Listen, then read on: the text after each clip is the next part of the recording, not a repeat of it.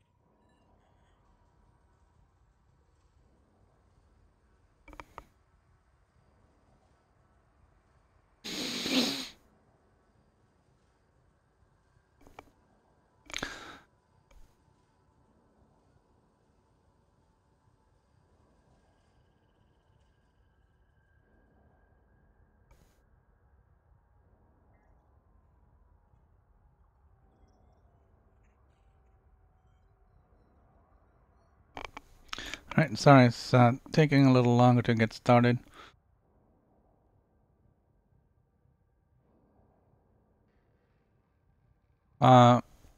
It's 8:10 Eastern Standard Time. And this is Elite Dangerous. I was gonna do a longer stream today, but it's not gonna work out that way.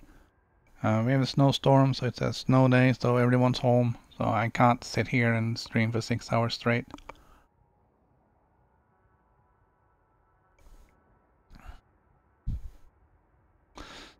So we're gonna do a regular stream today.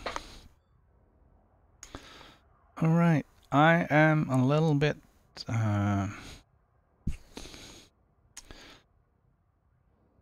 behind. By the way, give me a second here.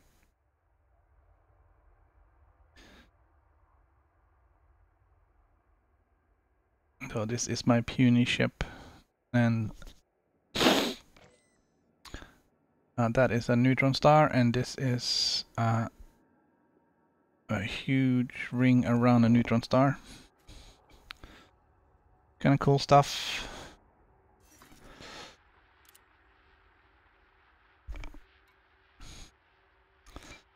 We had to set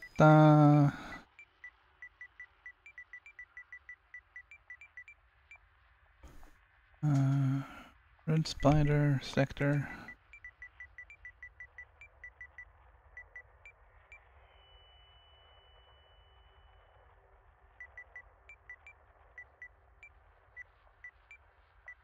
Alright. UJ Q. Next waypoint. B5-0.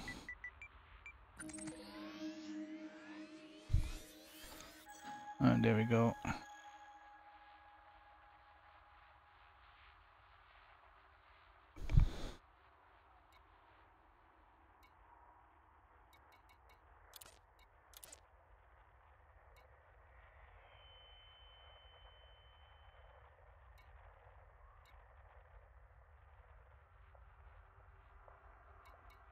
All right.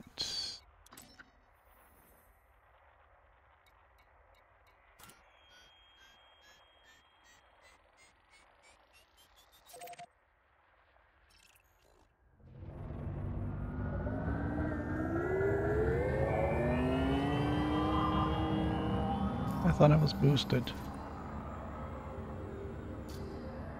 I am boosted. Why is it giving me such a puny jump?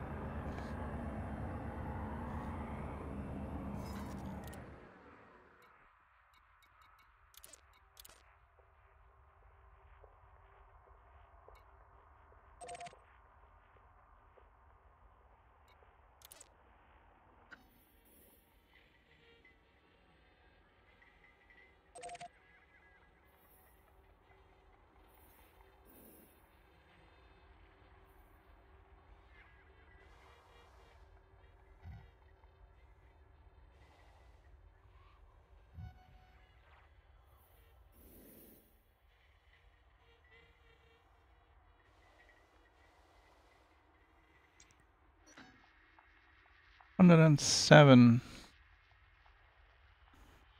My jump range is 162.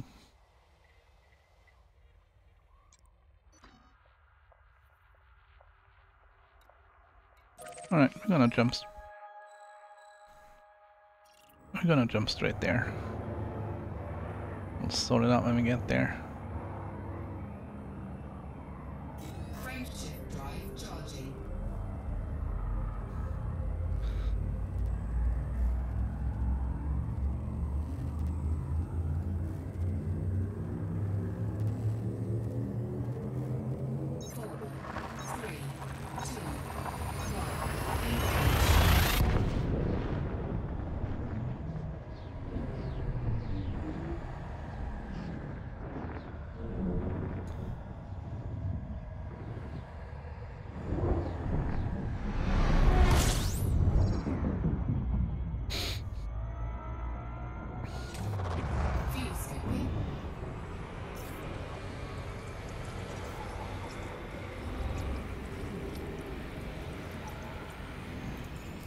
I haven't even checked. We got 20 jumps for this next waypoint.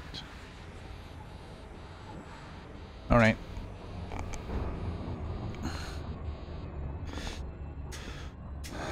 So there's there should be, I haven't verified that everywhere.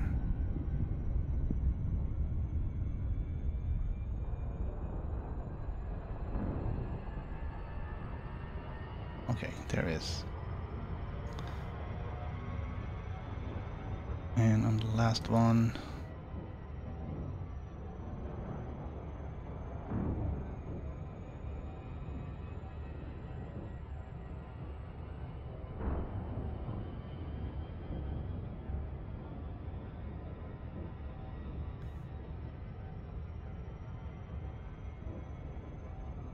alright, so problem I'm having is getting onto my Mixer account, so I can't actually put the link up there. But YouTube and Twitch all have the link to the Just Giving campaign for St. Jude's Hospital.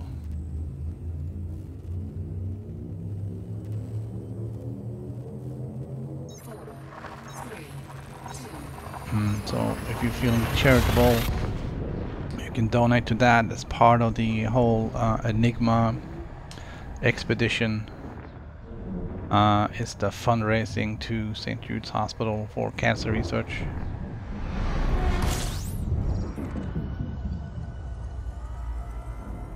One of our fellow commanders is sick.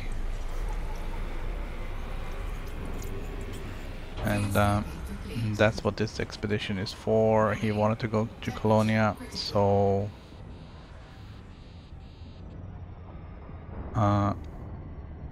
elite commanders and frontier development all got together and kind of chipped in on this expedition. There's hundreds of people on this. Mostly on the PC side, but also a bunch on PS4 and Xbox, all taking part of this expedition, all trying to raise money for St. Jude's Hospital. The money goes to St. Jude, it doesn't go to the cancer-stricken commander.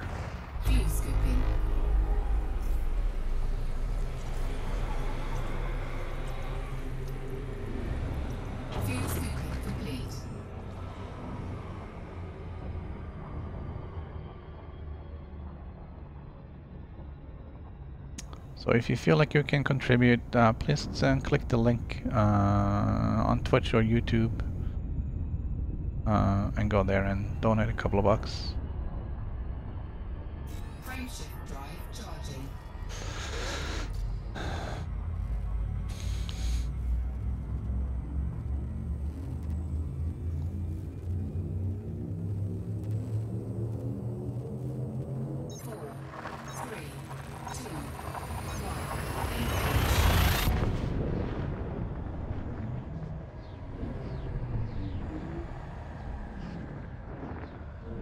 I came into this a little bit late because I'm already doing an expedition and my PC commander is 30,000 light years away from Colonia, so it wasn't really something I could easily do, and I wasn't sure if I wanted both of my commanders out here, but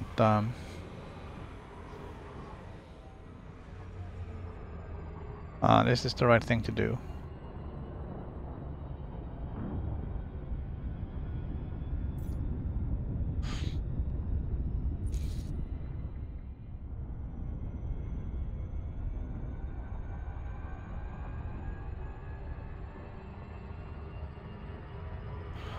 Good morning, Dana.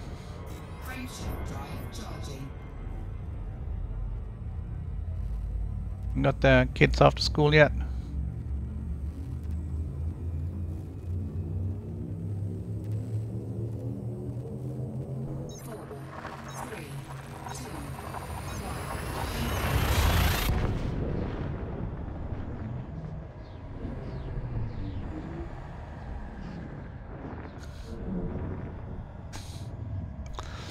Yeah, we're having a snow day here, so we're expecting to be snowed in at some point today. So school's cancelled.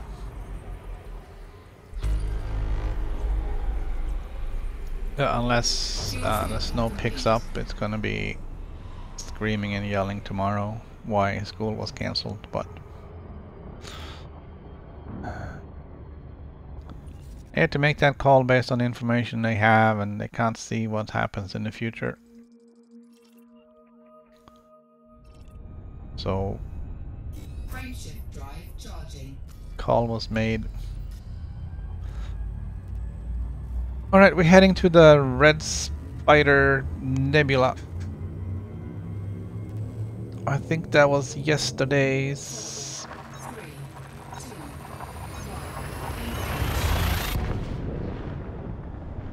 2, No, it's not. Yes, it was. 16th of January. That was yesterday's waypoint.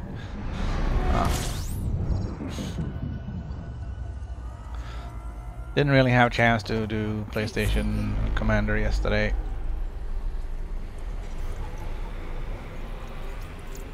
fuel scooping complete. We're working on other stuff.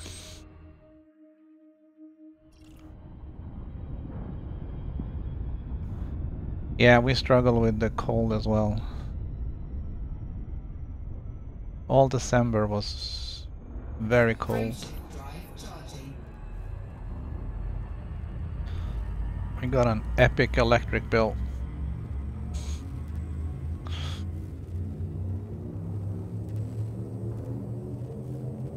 Four, 3, 2, 1.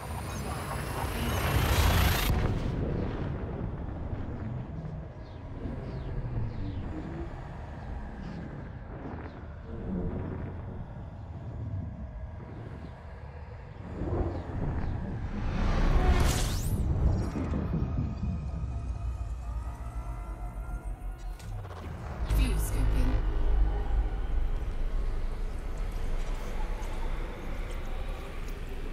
Fuel scooping complete. Warning, temperature critical. We can take a little heat.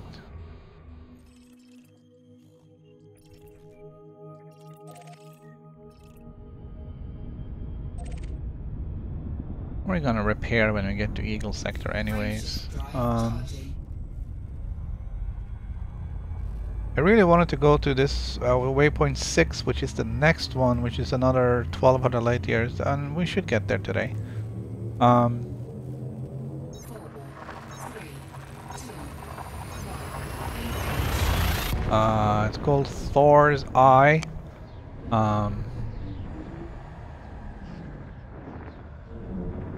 It's a massive O-class star and a black hole.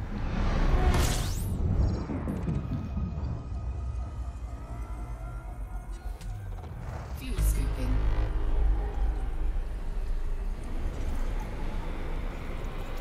Fuel scooping complete.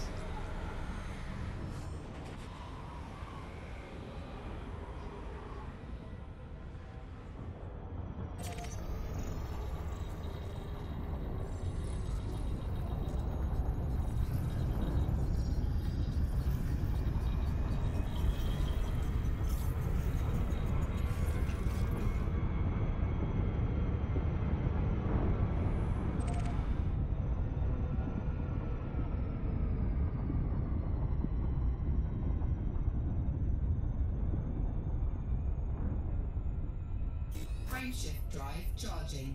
Well, according to the story, they are fleeing, so it wouldn't make sense that they are progressing and that more are coming. They are apparently fleeing a more powerful Thargoid faction that then is probably going to be coming into play soon.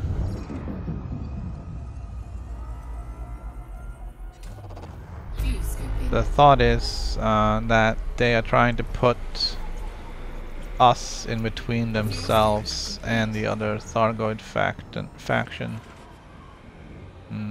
thereby Temperature critical. basically using us as an well, as a human shield. Frameshift drive charging.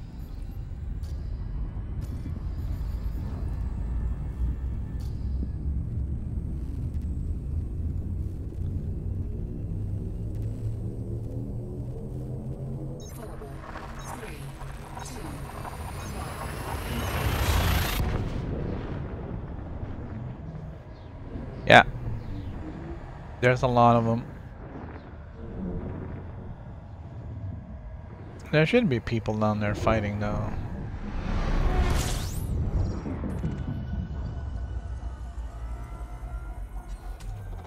Fuel scooping.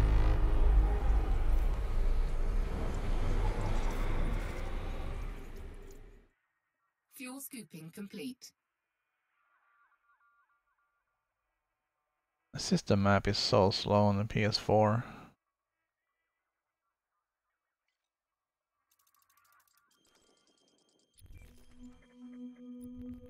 Still loading textures. Okay, here we go.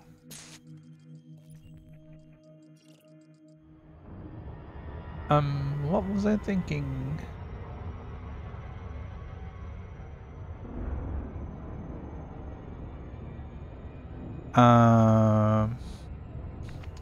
Right. So I'm in this little guy.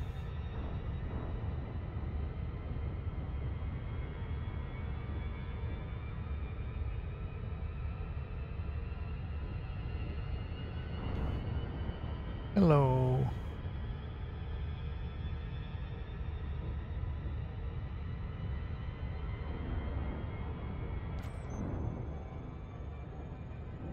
Frameshift drive charging. That's what I was gonna do. I was gonna check and make sure that well, I think there's a rumor that says they're already in the bubble. Frameshift drive charging. So you might get hyperdicted even in the bubble. Or at least in the areas closer to Maya or Pleiades sector.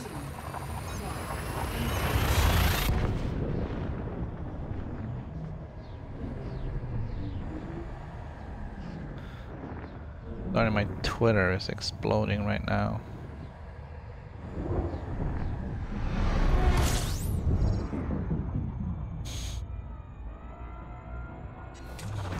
Fuel scooping.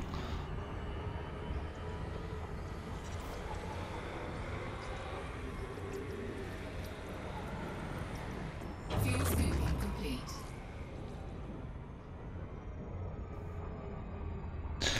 So,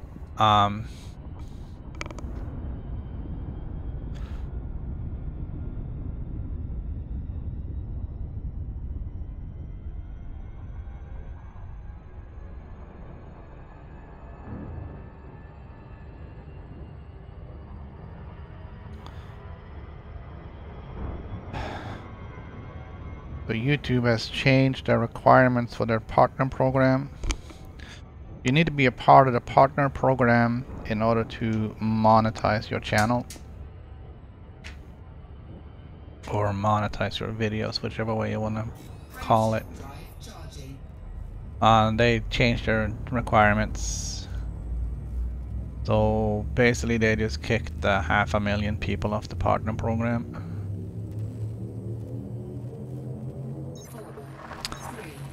4, 3, So yeah, a lot of people aren't happy about that. It's not about the money for many of us. I mean, I'm not making any money off YouTube, so I don't really care, but it's I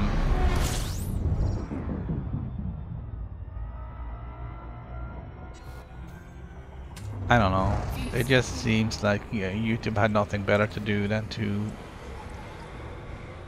try and fix their monetization problem by kicking off the people that was complaining the most. Frameshift drive charging. So instead of oiling the squeaky wheel, they just cut the squeaky wheel off, and they're gonna be limping away without them. Notices went out yesterday, today, I'm not sure.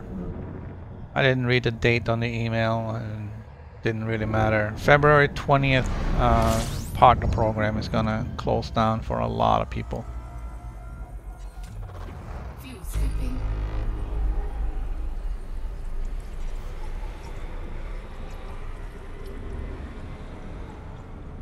Fuel scoop disengaged.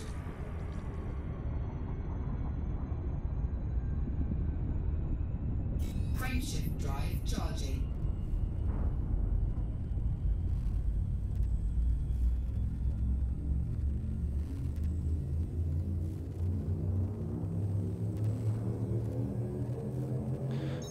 So after the live stream, I'm gonna demonetize all my videos. So I'll be spending time doing that.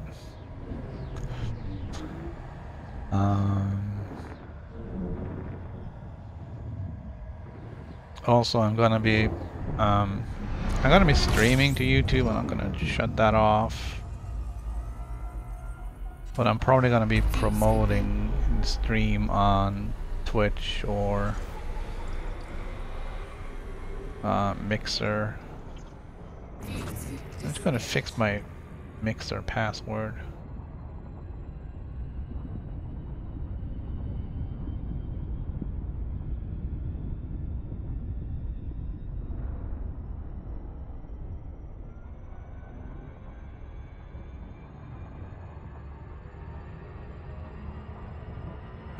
I don't know why that always seems to be a problem. I never log in there, I just stream to there. It's just an easy little thing. 4, 3, 2, 1.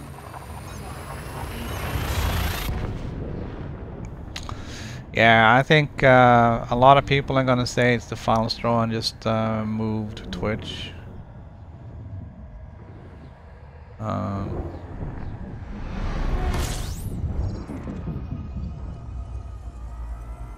I'm not gonna abandon YouTube completely, but I mean, I have all of my followers almost are on YouTube.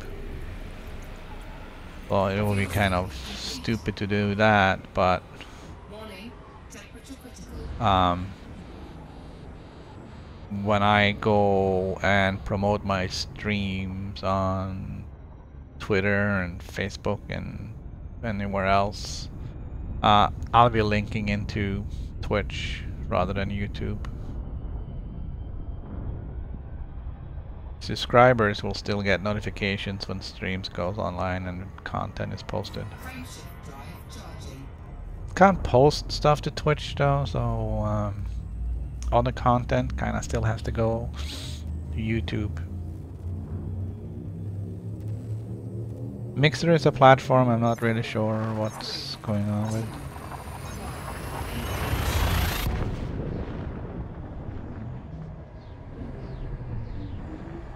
But yeah.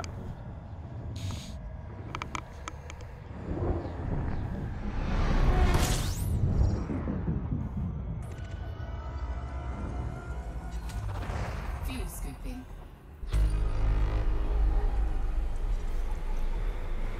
Yeah, I mean YouTube already has Fuel the scooping complete. market by the throat, so I guess the biggest competitor is Twitch. I don't really see any option of monetizing anything on Twitch either. I don't have nearly enough followers on there to do anything. Alright, so I think the red spider nebula is that little red dot. Well, it's not so little anymore. A little red cloud over there.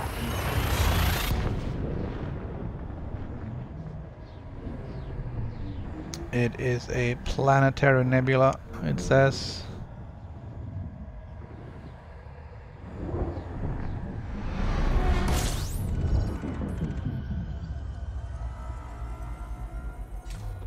Fuel scooping.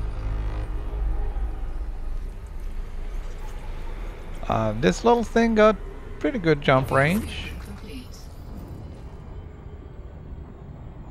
Just about 40. Frameshift drive charging. It's not half bad.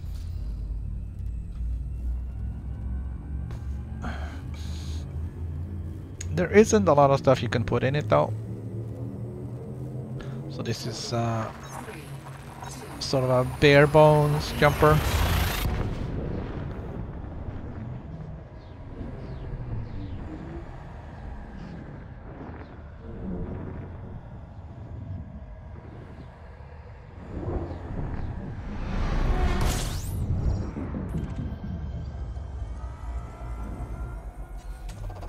Fuel scooping. But once I saw that the hauler was kind of up there in the top 5 for Complete. max jump range, I figured I'd give it a try.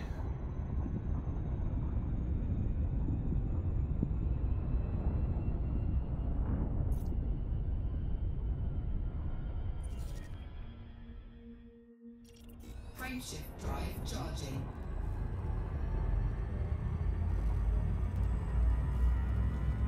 Yeah, the Asp is definitely a great ship.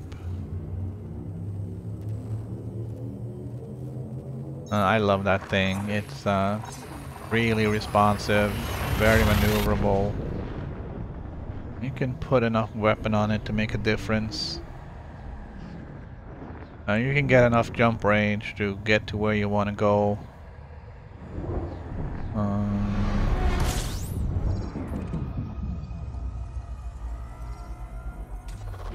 Fuel scooping.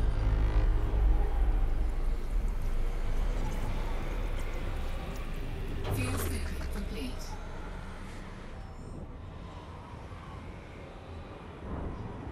Warning. Temperature critical.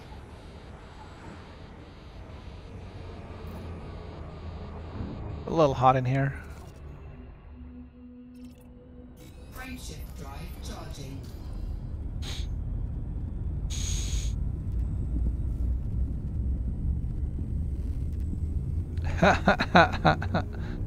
Yeah, I haven't bought too many of the 4, 3, 2. paint jobs. I do have paint job for the Asp. I think I bought like a solid color pack for the Asp. Not sure if that was PC. I think it's on the PS4. So I'm sporting a bright orange Asp Explorer. Fuel scooping complete. Warning. Temperature critical.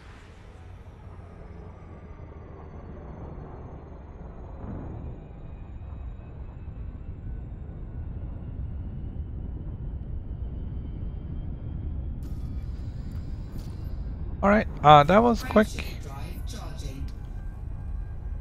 Like half an hour to get out here to the Spider Sector waypoint. I think they pointed out that there isn't actually a system inside the planetary nebula, which is weird.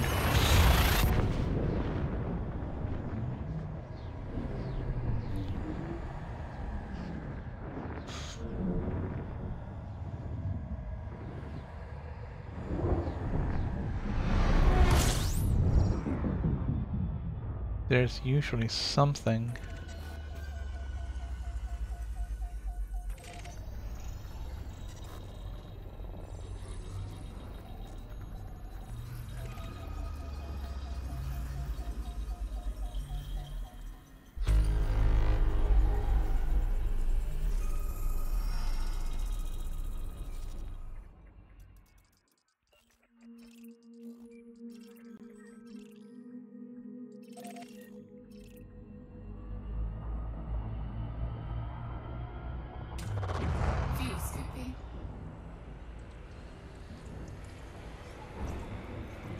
Let's see.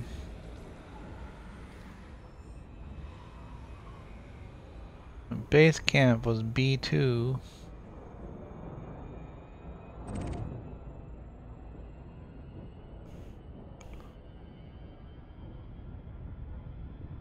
We're gonna head over to the B star. I'm not gonna land or anything at the base camp out here.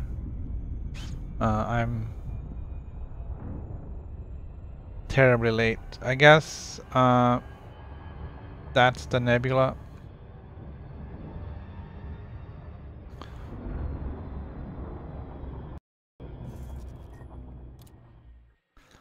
And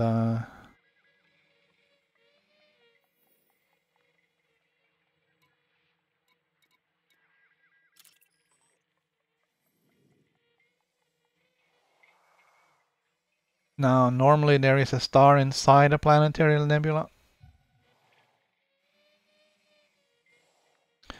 That is not the case here. So I guess this is the one that's, well, this is the one we're at. This is the closest one.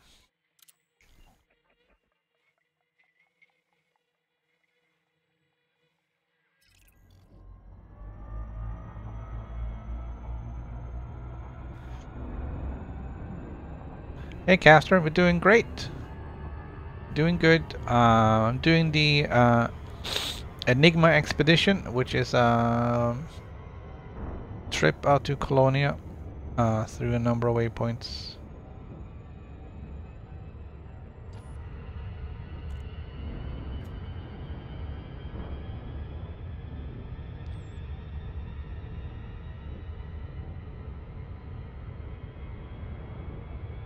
And our current location is the Red Spider Nebula. I'm gonna take a picture.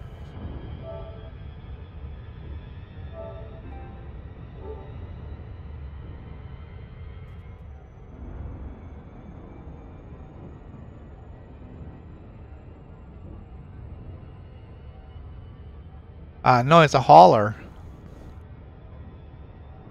I don't fly the Adder. The Adder is horrible. This is a hauler. It's even smaller than the Adder. It is, though.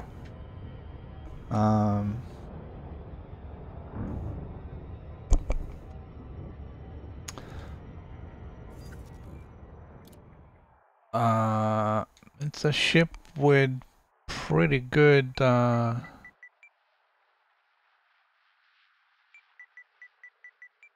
jump range.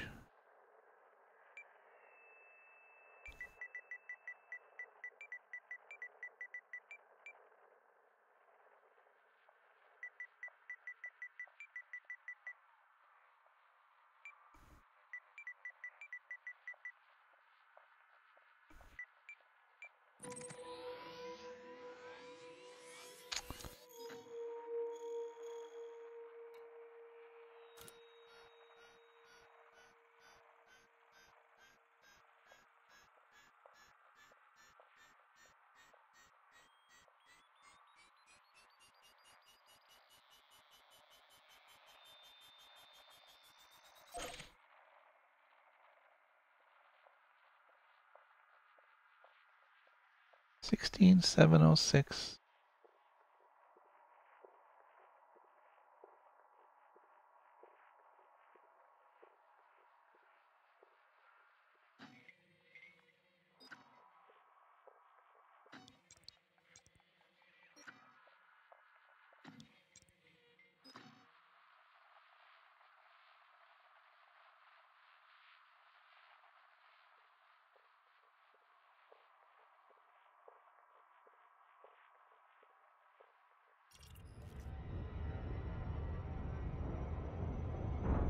A little weird because it said red dwarf, but it's supposed to be a massive O-class star in there. You would have thought that the O-class would have been the primary.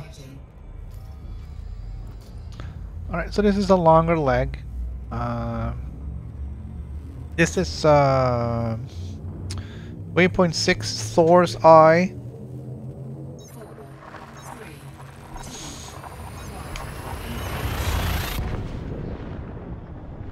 which is in the lagoon nebula.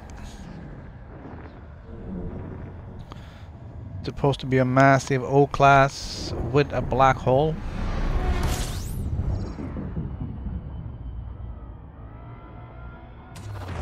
Fuel scooping.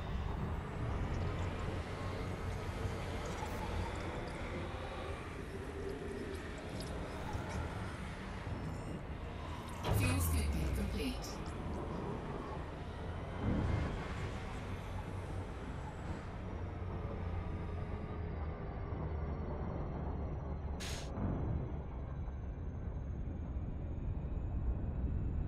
Frameshift drive charging.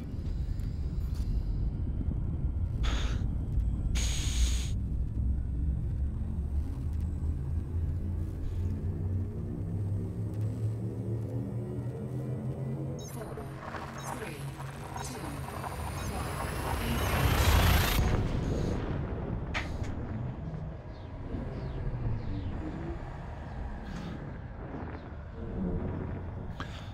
I haven't checked and see if there's anyone else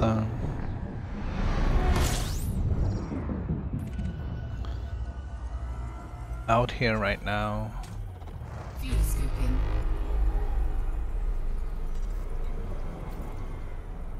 Fuel scoop disengaged.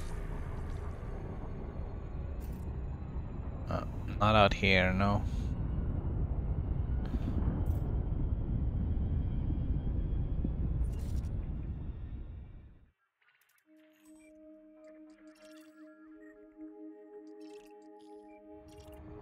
Frameshift drive charging.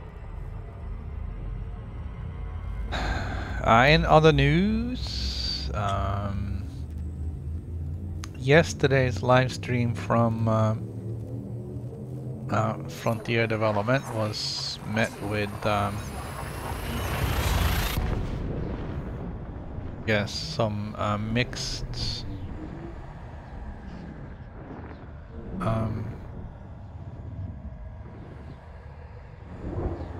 mixed feelings. Crime and Punishment is gonna get a huge update. Fuel scooping.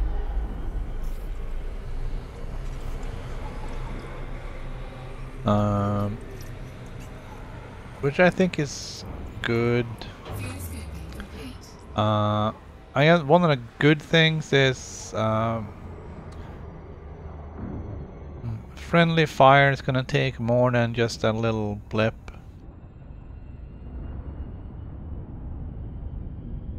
It has to be like sustained fire and actual damage.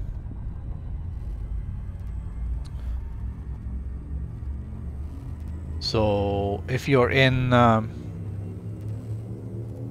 Hazras and somebody flies through your laser beams, you're not just suddenly gonna turn wanted and get a big bounty. So that's an improvement. People actually committing crimes. Piracy is gonna turn expensive. Fuel scooping. Assuming the crime is properly reported. So for pirates it's gonna be a little bit of a downtick, which I don't really care. That's their problem.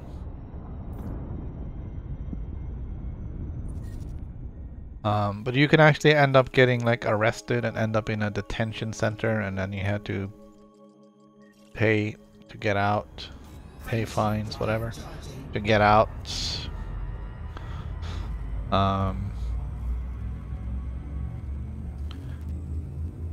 You can dock anonymously, so you're avoiding getting arrested.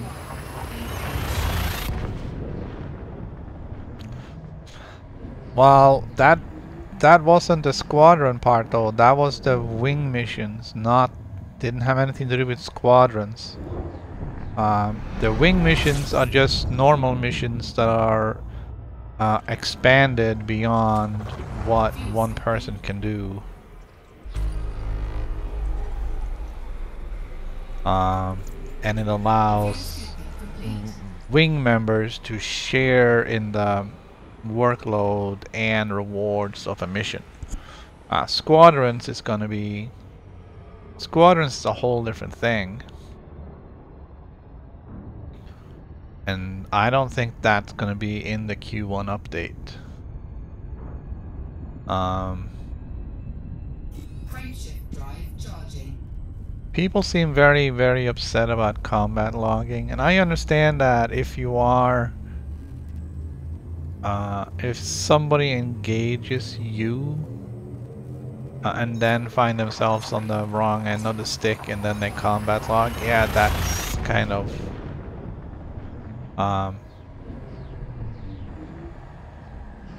that's kind of annoying.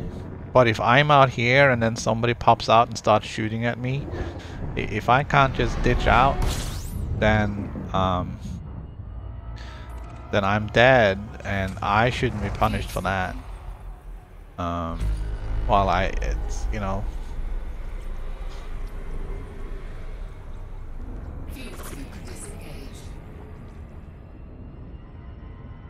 Well, I don't think I would have to do that, even in this ship. I might be able to jump away fast enough. I don't think that should be treated as a crime the way that some people were complaining about it. Some people seems to think it's the ultimate offense.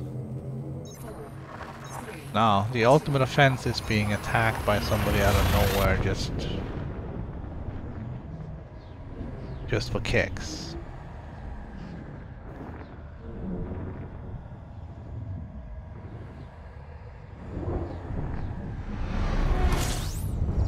So I know they only showed a little bit of the wing mission, and they only showed a delivery mission, and they clearly said that that's what that wasn't gonna be the only type of mission. That was just the mission that they had filtered right now to show. It wasn't all gonna be delivery. They also had there's also massacre missions for wings.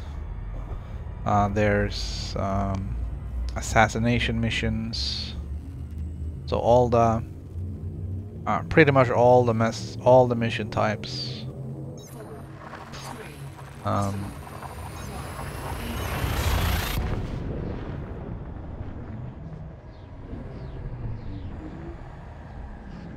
guessing that's something you're gonna have to look at the beta for to see how that all works out.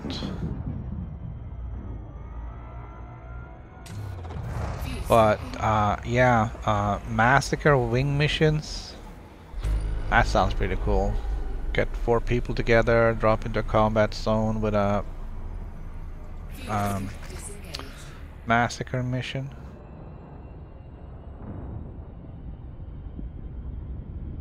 I wonder if you can have multiple wing missions active at the same time.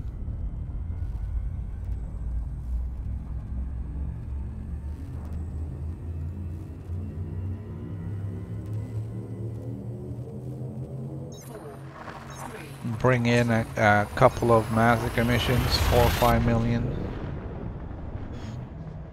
4 people go in there and just clean up the combat's out in the conflict zone.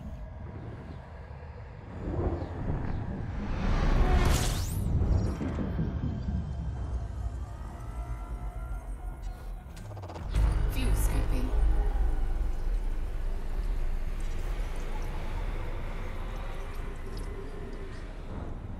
That I would like to be a part of.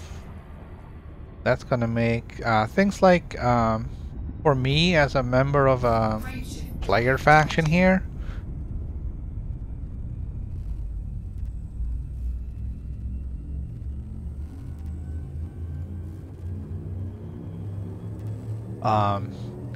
for me as a member of a player faction, when our faction end up having to go to war, being able to pick up a massacre mission and send out a wing of pixel bandits gonna make a huge difference. And it isn't like we couldn't wing up before and go in and do it, but now there's an added incentive. Go and do it. Fuse scooping complete.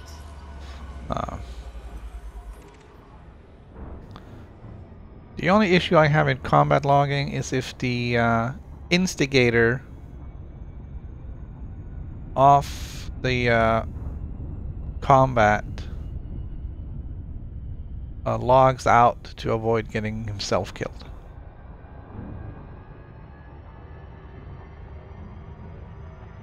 Any other combat logging is, I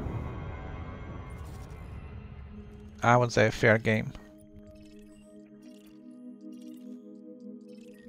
If they didn't, Drive charging. if it wasn't explicitly agreed upon that there would be PvP, then any assault on any ship is a crime, and if the victim then logs in order to avoid destruction of himself and all his cargo, that's fair game. Should be no punishment for that. Fuse scooping.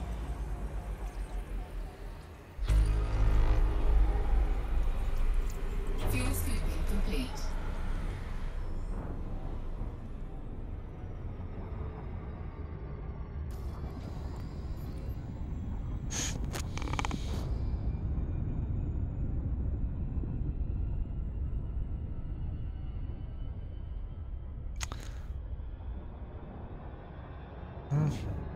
Yeah, well,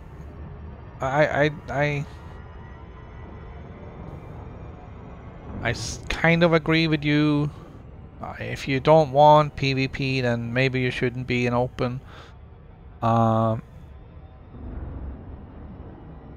the problem is if it's a multiplayer game, you should be able to be in here without being killed.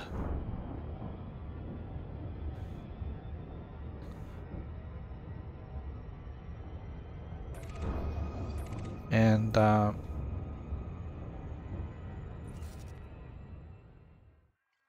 it takes away from the multiplayer experience if people are leaving open Frameshift drive and going either solo or private groups,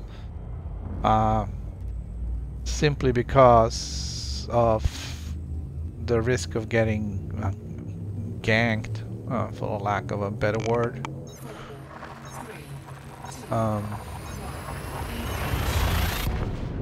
So I don't know. I have little problem with combat logging, unless, as I said, it's the instigator who logs out because he attacked the wrong guy. Fuse scooping.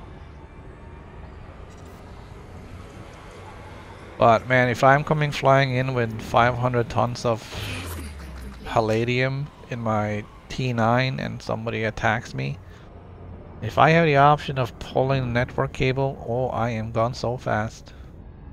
That's also why I usually don't do that in open, but I don't see why I shouldn't be able to. So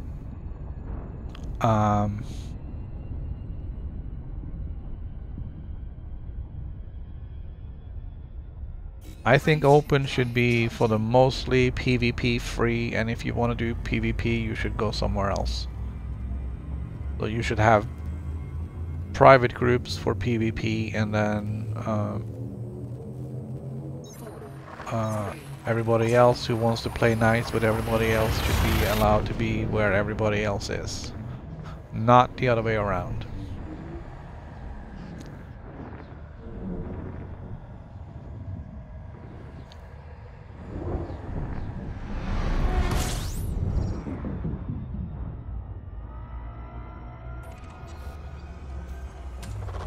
Fuse And they're probably achieving that to some extent with the new crime and punishment stuff.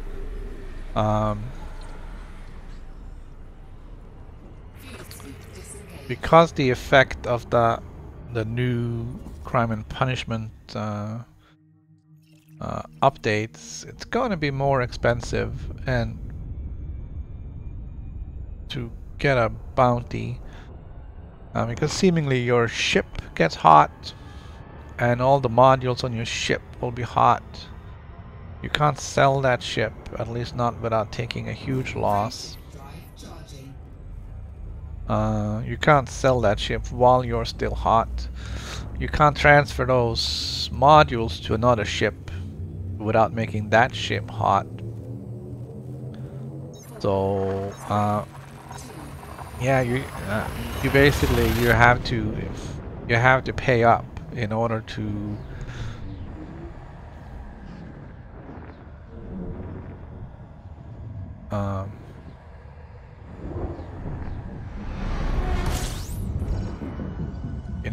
get your situation fixed.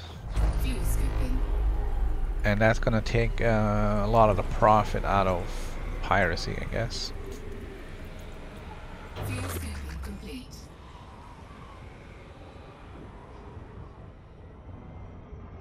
It's gonna kill piracy in non-anarchy systems.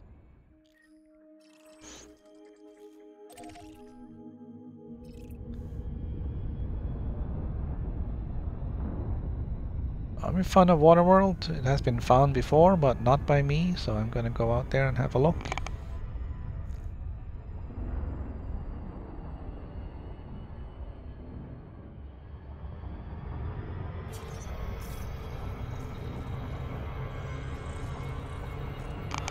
Good afternoon, Einsightig. How are you doing today?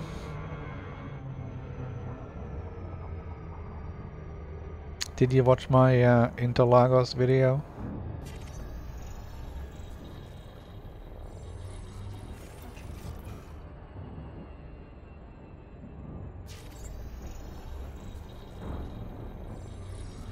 I won at Interlagos yesterday in Gran Turismo.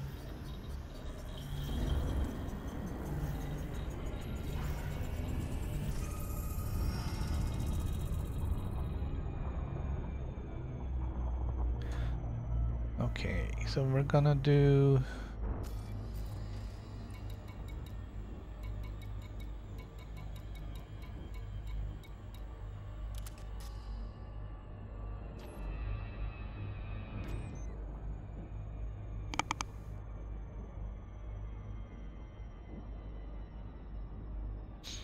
well, I wouldn't say legend, but I'm doing better. Doing a lot better. I did okay at Willow Spring. I had one mistake on like lap 10, which ruined my whole race, but I don't know. What can you do?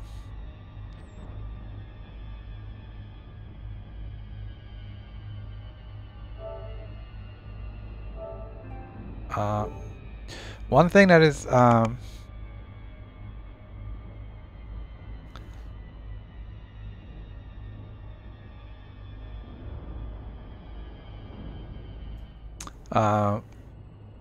one thing that is really hypnotic is watching that video on in high speed. Alright, so I think it's possible that you can set the speed to like 1.5 or 2x or whatever and just go through it that way. Since there's no commentary, it's not like you're losing out on anything. Because you just see the car just zooming around. It's kind of hypnotic. But the Interlagos race was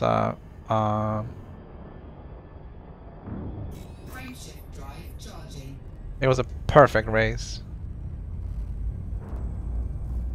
There was no No offs, no twitches to speak of, 4, 3, 2, no scratching, no bumping. There was nothing. There was a lot of stuff going on in the back. But qualifying, I qualified third, but I started second because one guy disappeared. fuel scooping, And that's not shown in the actual video, but I qualified third, not second, but I started second on the grid because one guy disappeared between the end of qualifying and the start of the race. Yeah, I was just looking over as the video was rendered, because it renders on the PS4. It doesn't take as long as on the PC, but it renders pretty fast. So I was just watching, and you just see the car just go. It's pretty cool. frameshift drive charging, So yeah, I did rewatch part of the race on the replay. I saved the race replay. And it was a bit of a mess further back. A friend of mine got slammed so bad.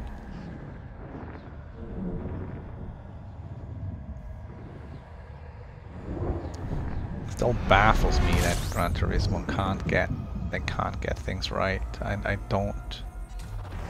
fuel scooping, I don't understand it. I don't. They've had so many years to get all these things into the game, and they just can't do it. And I don't know. They just keep redoing the same thing. They don't add the new. They don't add the new stuff.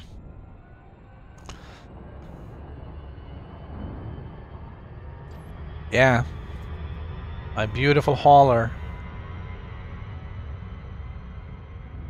This thing has a 40 light year jump range, so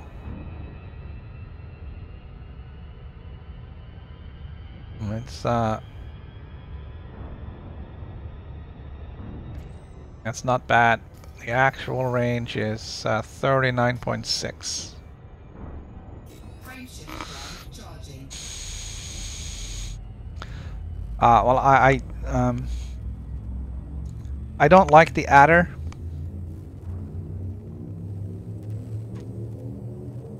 I don't know. There is something with the sound on the adder that I really cannot take, and I think the hauler has better jump range.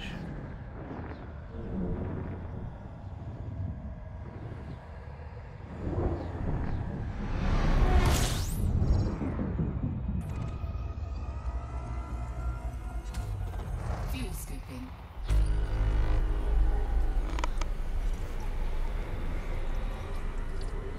Yes, the new crime and punishment. The new crime and punishment update coming in Beyond due sometime this quarter drive charging, is likely going to kill piracy except for anarchy systems.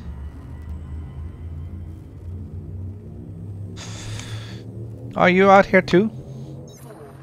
On the PS4?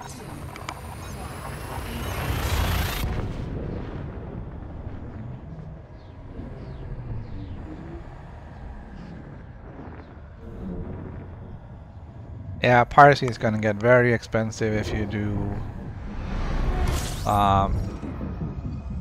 do any kind of piracy after the update, any kind of piracy in a Federation system. fuel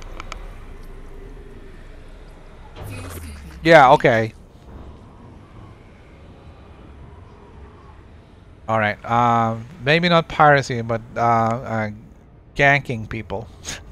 Call it that.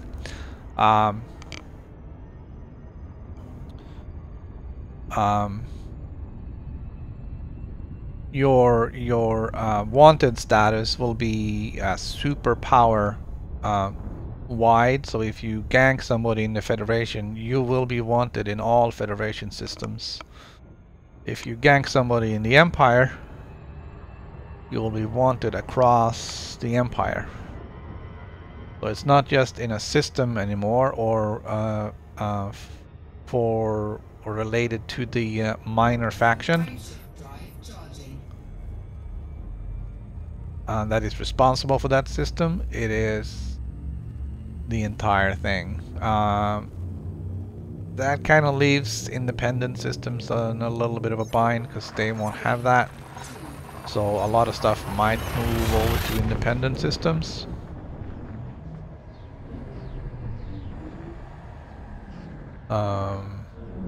But yeah, being a criminal. I mean, alright, so piracy, assuming you are some sort of a decent pirate, you may get a minor assault charge for stopping somebody or interdicting them.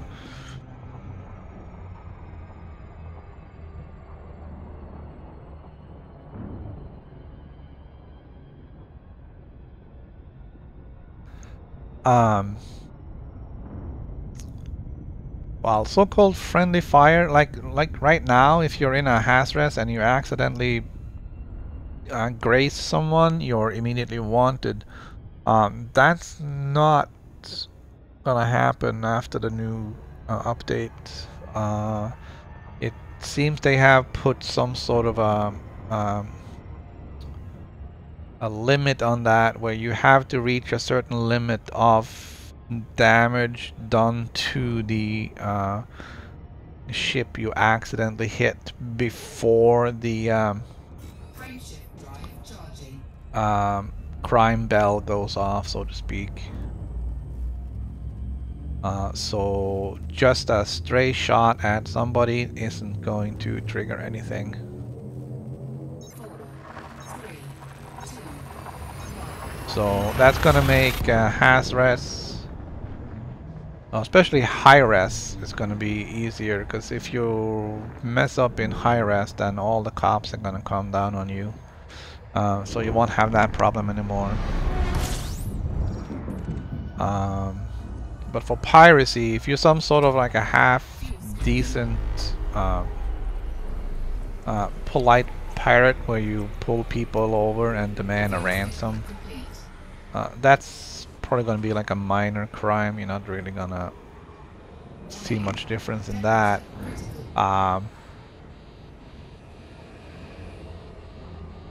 But the murderous bastard, yeah, they gonna see, and that they'll find them wanted very quickly everywhere. And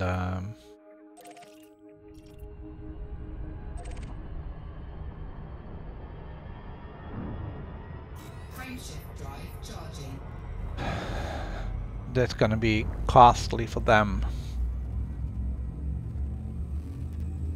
I didn't follow all the details on how much it's gonna cost you and all that stuff. It doesn't really apply to me, as that's not really my play style. So the best news that I got out of the whole thing was the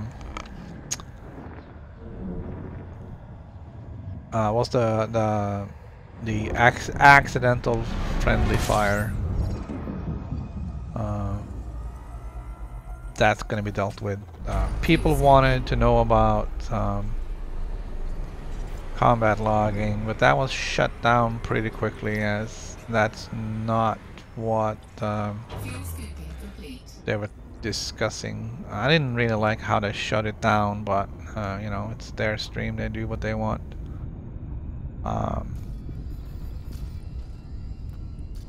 think it's definitely a topic that needs to be discussed. Frameshift drive. But I think those who are most upset with combat logging are, I don't know, I don't think their voices are gonna get heard. I don't think they're gonna I don't think they're gonna get their way with making combat logging a crime.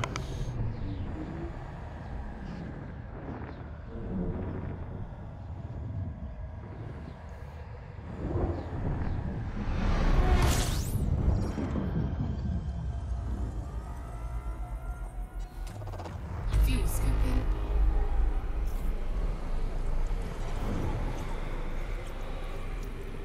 Fuel scooping complete.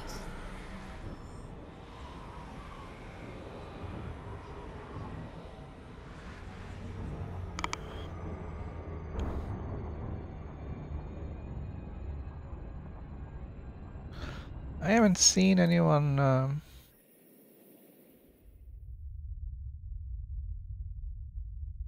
It's still a long ways up to Colonia, isn't it?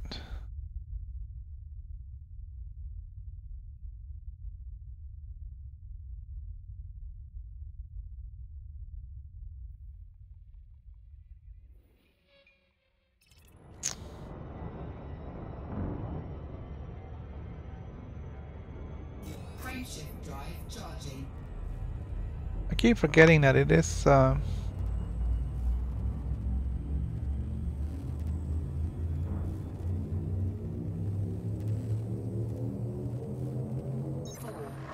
3, 2,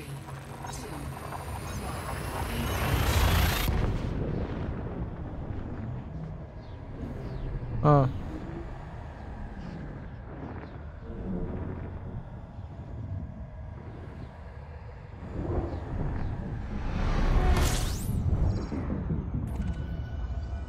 Yeah, I haven't experienced that. I did get my beluga stuck in the mail slot, which is also annoying. Fuel scooping complete.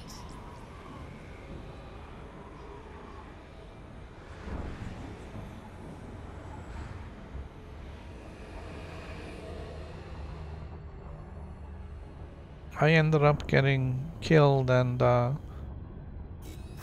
drive charging. losing a number of passengers.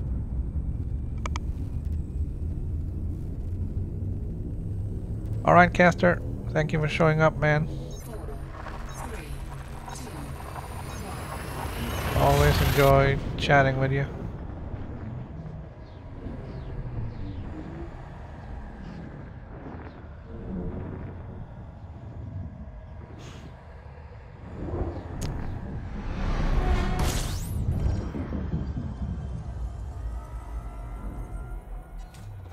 Fuel scooping.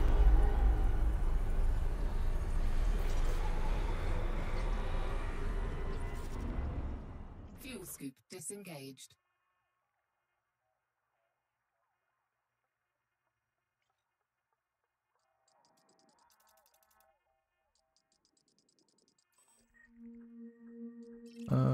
I was kind of hoping it was going to be something to scan in here, but not really worth it. Frameshift drive charging.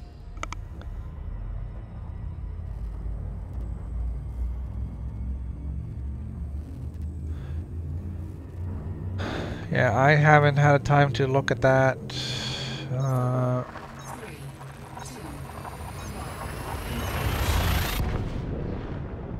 1. It was quite busy yesterday with the long live stream and the FDev stream and Fuel scooping. 2 Gran Turismo races. Fuel scoop disengaged. And everything else.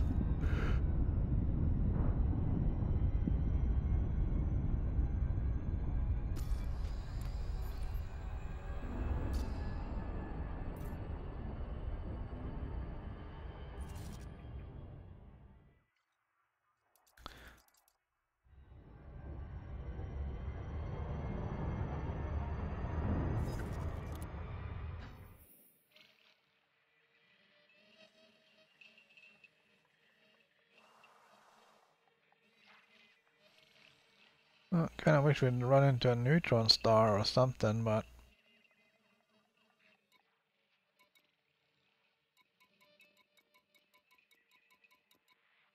well, that's why. Who turned that off? Look at that. That changes everything.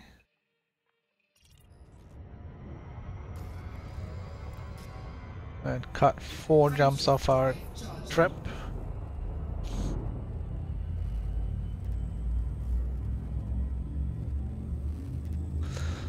I don't need a bigger fuel tank because this thing uses so little fuel that I can still get at least 4 jumps out of the tank, if not 5, before I need to refuel. I don't like doing that though because the fuel scoop is really tiny. So refueling the whole tank is probably going to take a while. Fuel scooping complete.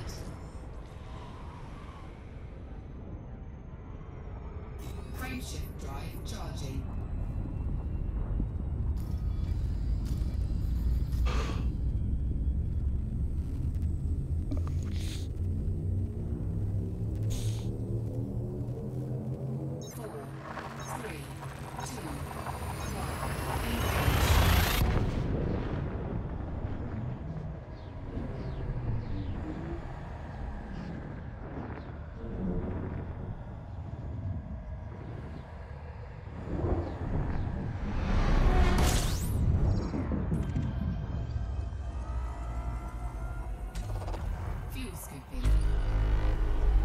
A little bit of zigging and sagging here, it looks like. Fuel scooping complete.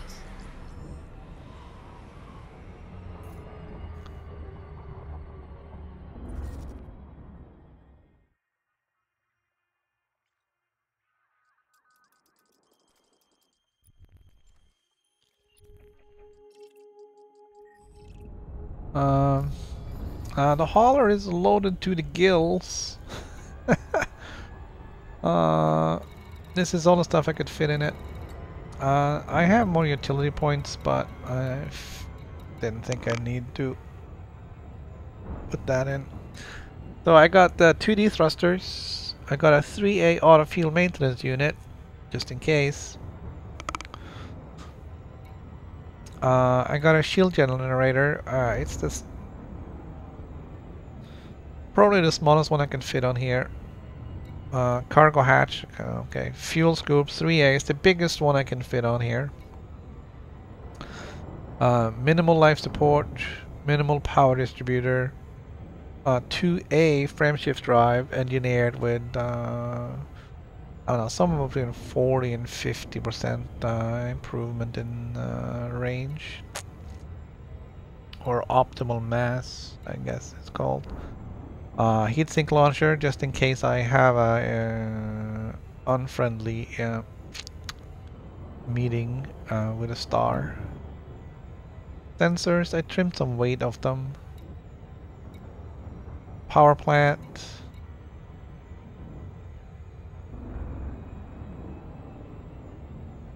I did boost power. It wasn't enough to allow me to have everything running. That's why the maintenance unit is off.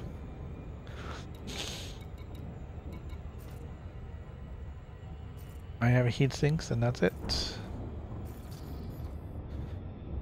Frameshift drive charging. And yeah, advanced surface scanner or detail scanner, so I can get some exploration data while I'm out here. I haven't really found the need to scan anything. The hauler isn't bad.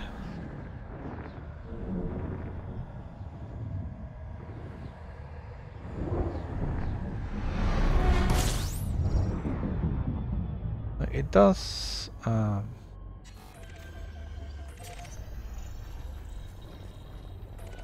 it doesn't really have a lot of space for modules.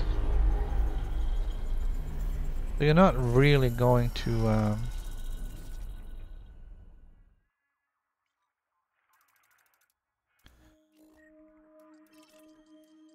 be able to fit much cargo in here. So the hauler is kind of a bit of a misnomer.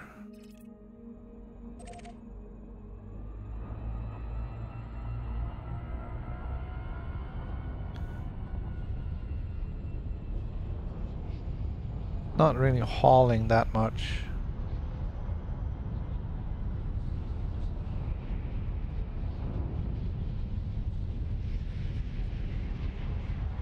Warning. Frameshift drive operating beyond safety limits. Frameshift drive supercharged.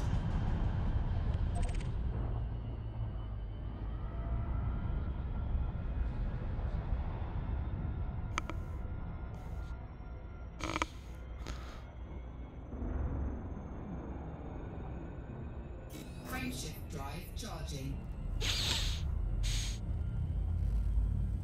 Yeah, I can still jump 150 light years though. What? Wait, what? 3, 2, 1. Oh, okay, yeah. 4 times 40 would be 160. So just shy of that, that's 150 odd light years. That's right, that's right. Like what the? An odd number, but no, that's right. Fuel scooping.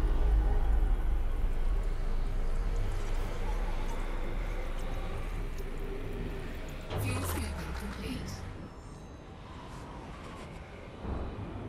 Warning. Temperature critical.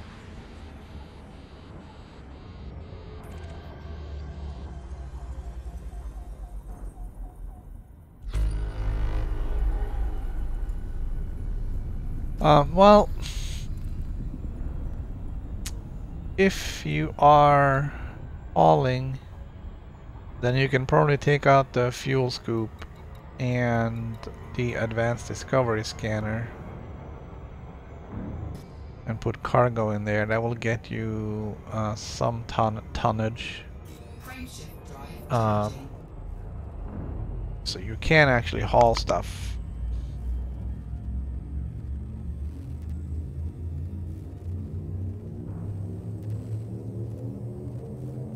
4, 3, 2,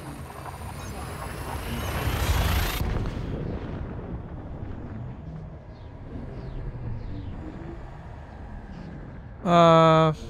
Well, if you enter power play, you are already sort of agreeing to the terms and conditions thereof,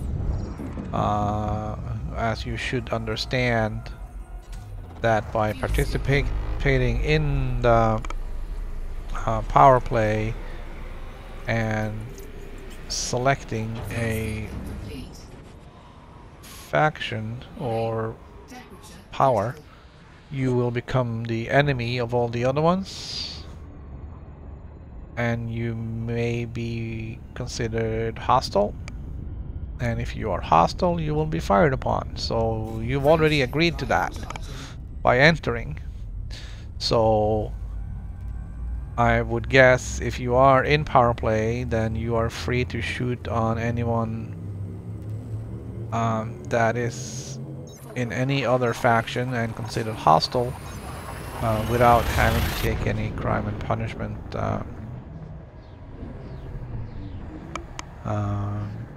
downside to that. So yeah, that would make sense. Maybe that's a way of making power play more interesting again. I don't know.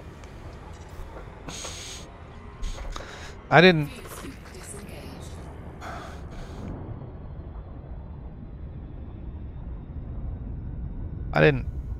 really get into the power play. It just seems like another way to voluntarily sign up for more grinding.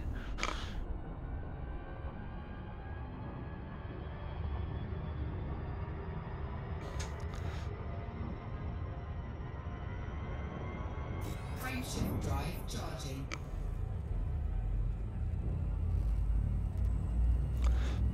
Yeah, well, that doesn't give him a free pass though. I don't. 4, 3, 2, 1. It only gives them a free pass with regards to other people in power play from a different faction. Alright, I'm gonna take a quick little break and see what my dog is up to. Either he's just looking at something or he has become very smart. Fuel scooping complete. So I'll be right back.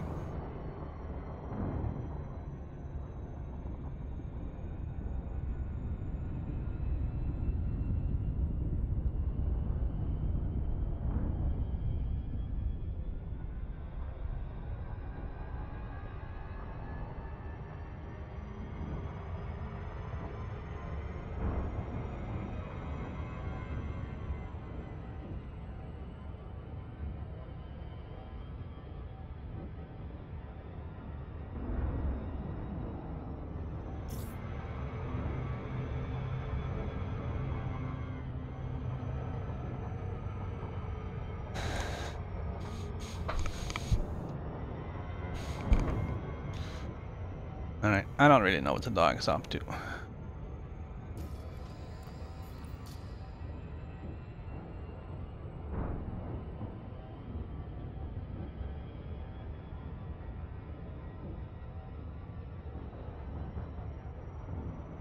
Frameshift drive charging.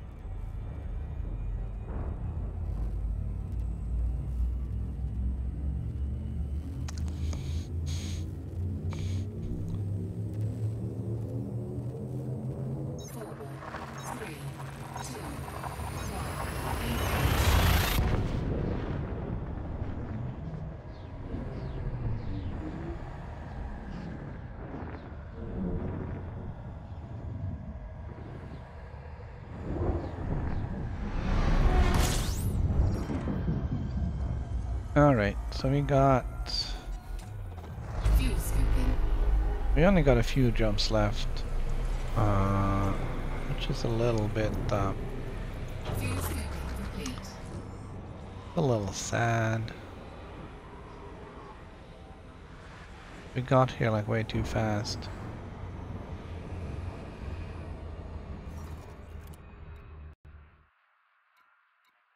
I want to try something.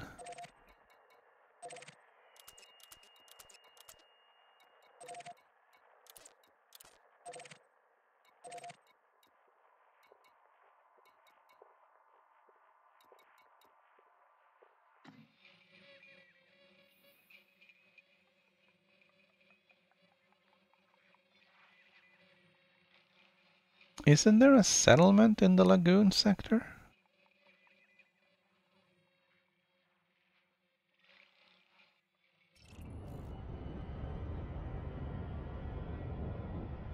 Frameshift drive charging.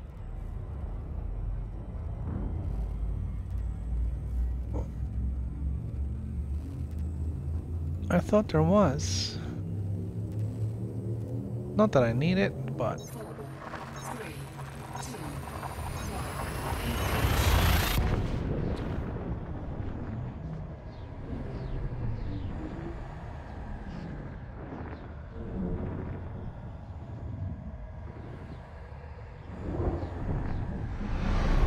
I really thought there was somebody out here in lagoon sector. Fuel scooping.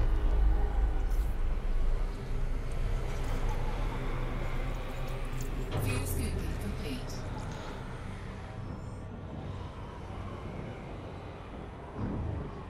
Warning, temperature critical.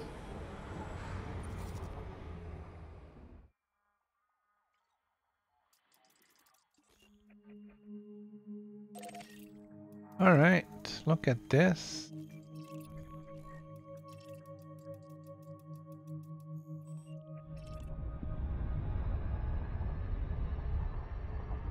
Another water world.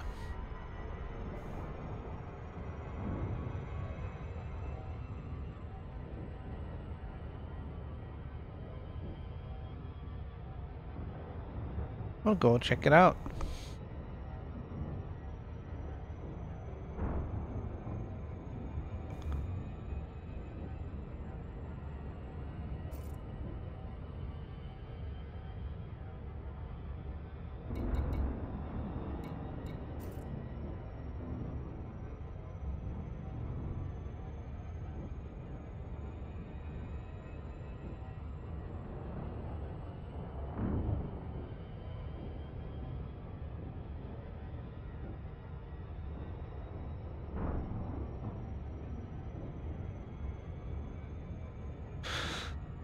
Gonna change the routing a little bit.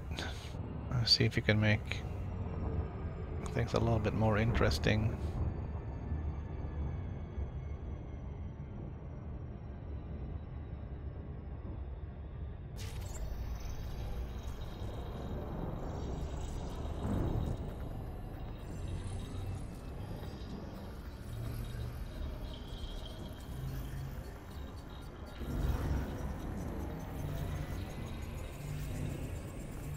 We'll see if this is an interesting water world. Sometimes they just kind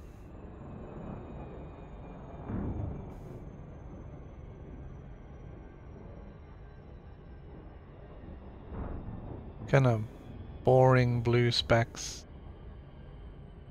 This one seems to have a nice atmosphere with vapor clouds.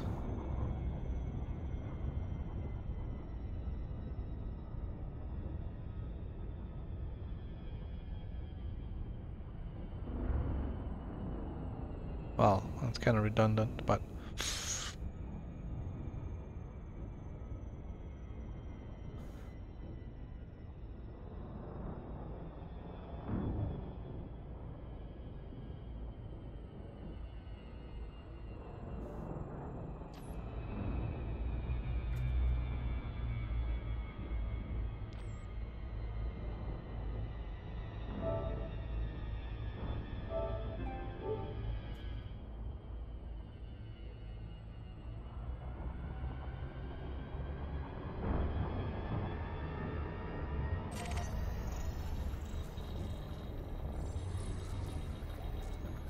there's another one too. I don't know.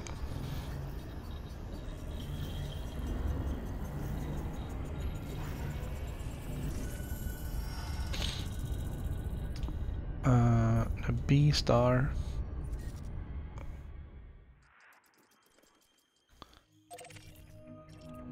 That's also a water world.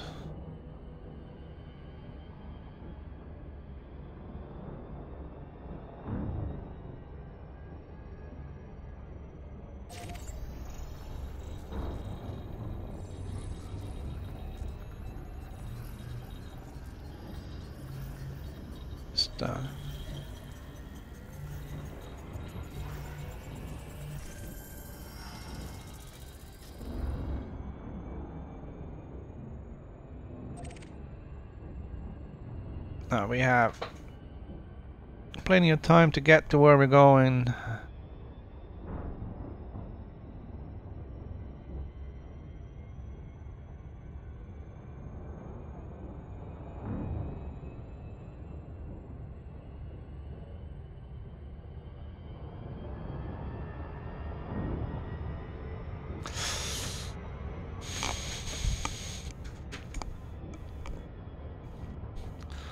So we're gonna go out. I don't know. My dog is hanging out in the bathroom. I'm not sure if he's trying to tell me something.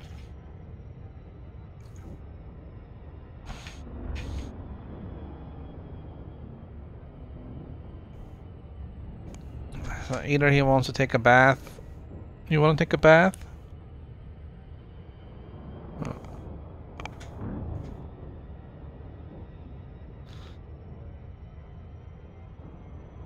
Alright, my dog is smarter and more obedient than I thought. Good news.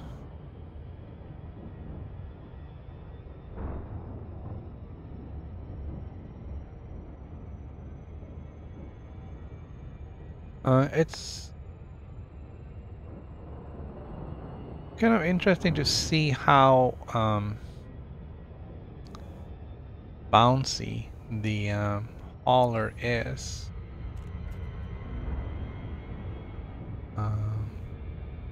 It seems to be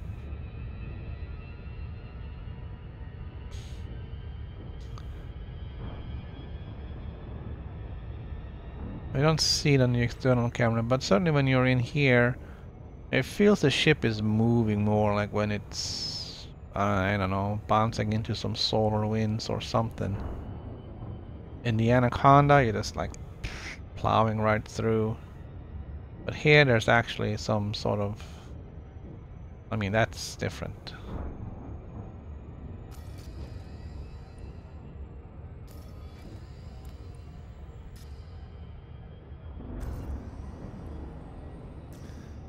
Gotta remember to bring my crew back on board when I switch ships. I have view up, but I don't have view down. So it's difficult to land this thing. But not really though, because, you know, it's so small. It'll fit nicely on any landing pad.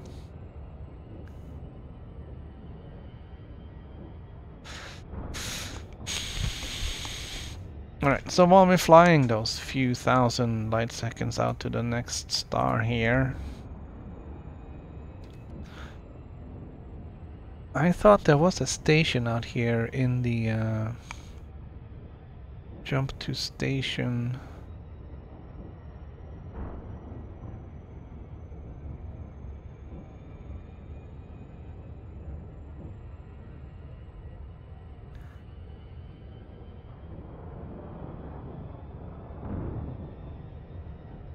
Yeah, there's Attenborough's watch in Lagoon Sector FWWD1122. And also Amundsen Terminal, which is a planetary. That's the closest one. What do they have? No outfitting and no shipyard.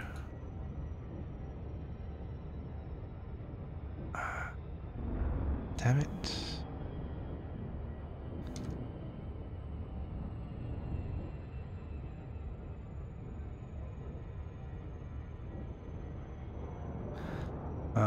Amundsen Terminal probably doesn't have any either. No.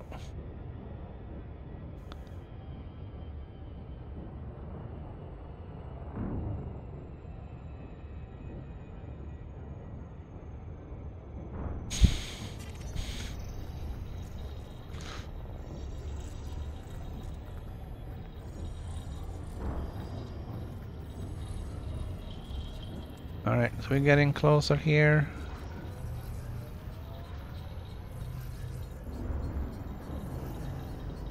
Gonna finish scanning the star, then we'll move over to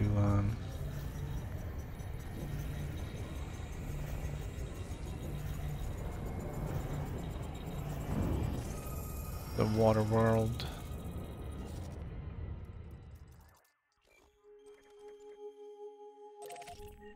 Get this one first.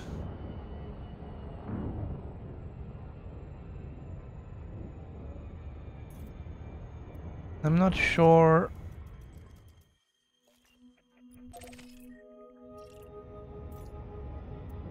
what these other ones are. You kind of have to look at the hologram.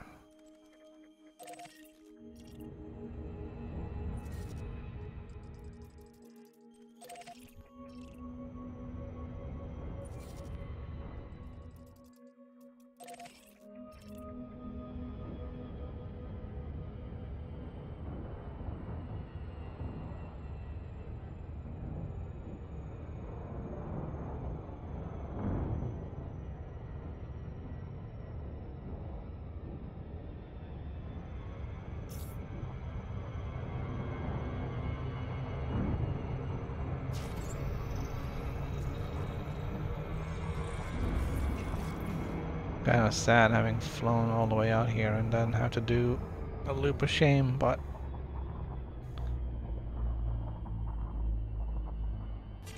here we are.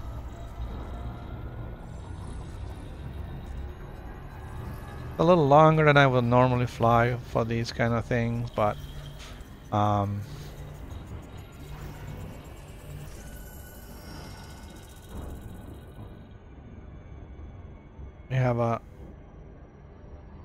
we only have a few jumps left.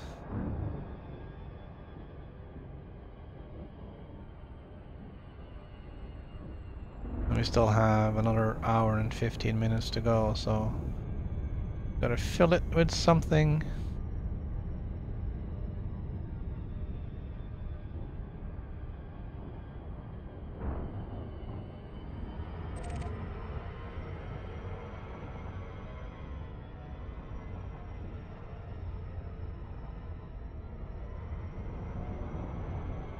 Frameshift drive charging. I changed the criteria for stars we're going to. So we're only gonna go to the 3 biggest ones, O, A, and B. 4, 3, 2,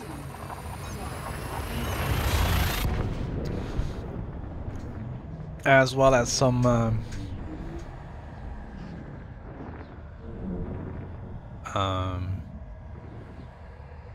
some of the stranger stars, I guess. Fuel scooping.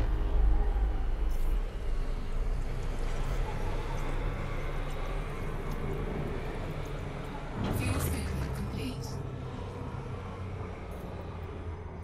All right.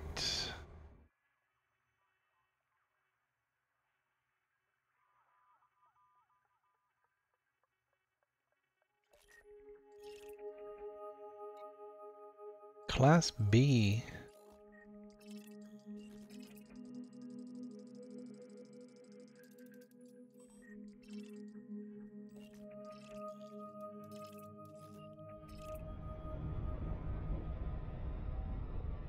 Frameshift drive charging. We're gonna be seeing a few of those.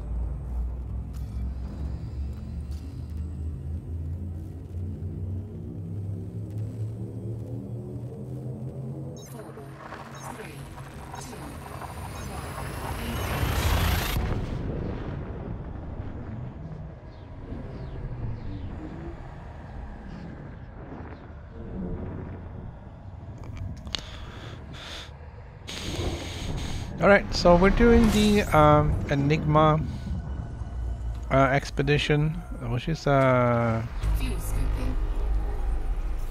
charity drive for St. Jude's Research Hospital.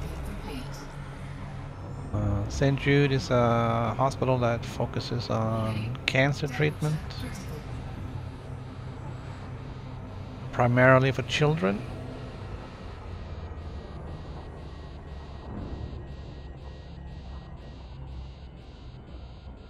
But they also do treat adults. One of our fellow commanders is sick, and he wanted to go to Colonia.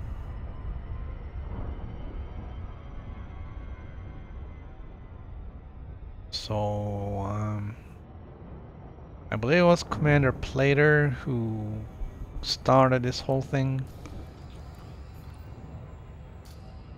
Oh, this expedition was set up. FDev has been involved in it. There's a big charity drive through Just Giving, I believe. There's a link posted on my in the YouTube stream, and also Twitch has the link.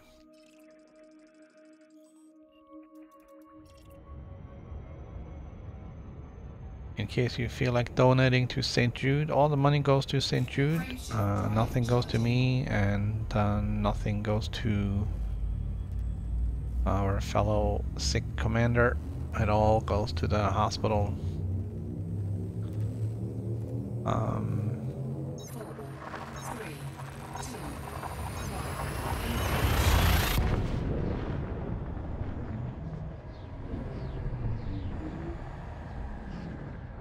It is my understanding that there is a new mega ship in Colonia.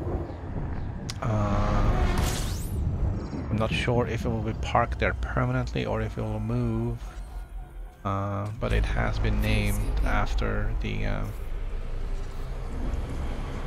commander in question. All this information will be found on the Just Giving link, so if you're interested in more details on that, you can read up on that there.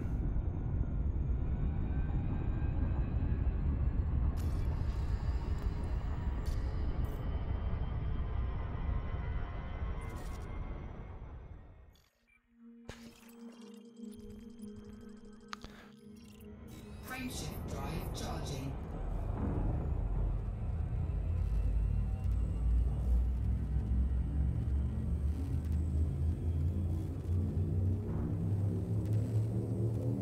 I haven't seen anyone in a while. 3, 2, 1. We might see somebody when we get to our destination. Should only be a few jumps away. Destination is called Thor's Eye. According to the description, it may be incorrect.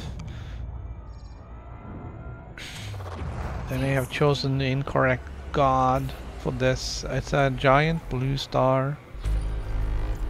Fuel scooping complete. Oh, I guess that would be blue-white. And a black hole.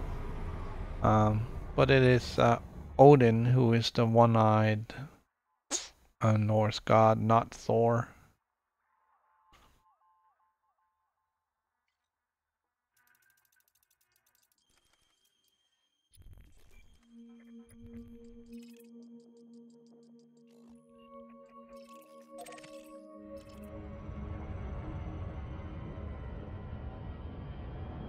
I'll take the water world.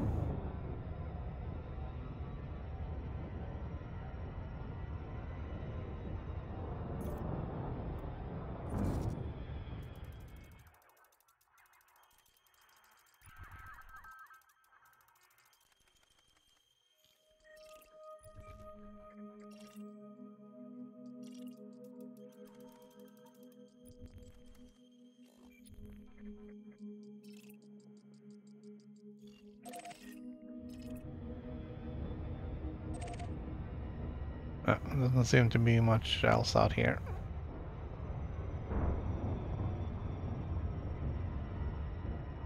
While everyone else seems to have brought their biggest ships with the longest jump range, I have brought one of my smallest ships with the longest jump range. I think I saw somebody in an Eagle.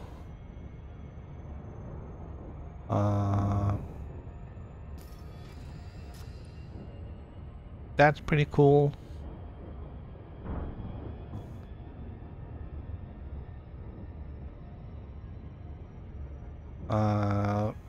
Bit gutsy going out here in an Eagle.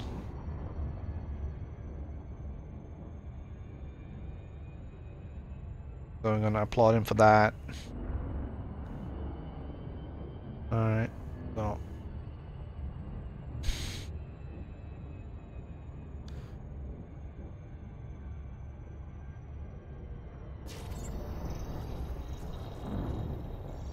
again, for the donations for St. Jude Hospital, I believe we're like 85%, I think, towards the goal. The goal isn't very high, so small contributions will make a huge impact towards that.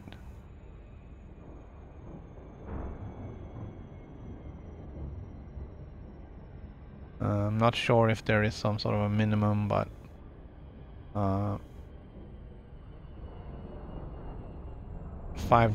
or £5 or €5 would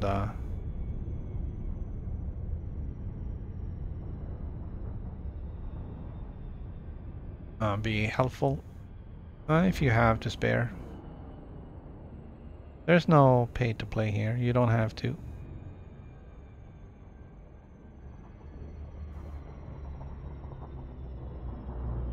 Okay, one more water world.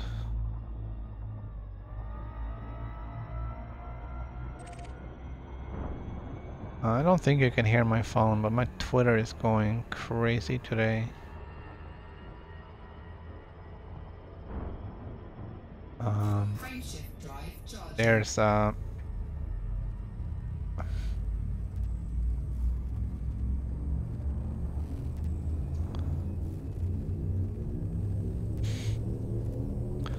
YouTube has made some changes to their partner programs, basically kicking thousands of small contributors off the partner program.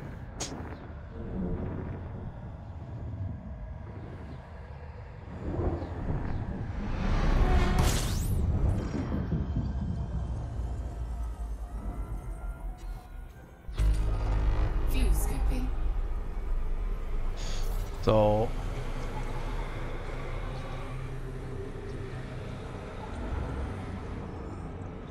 there's a bit of a Fuel uproar. scoop disengaged.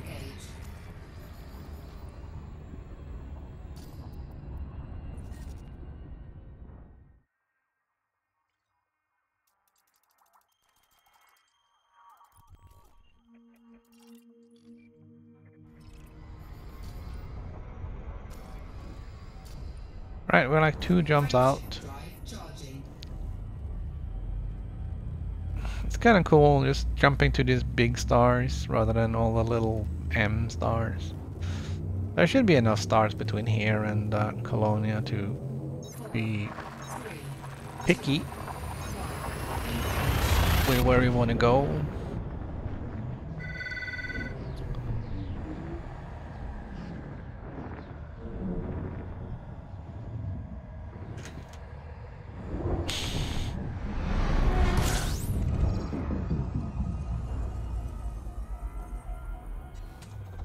Fuel scooping.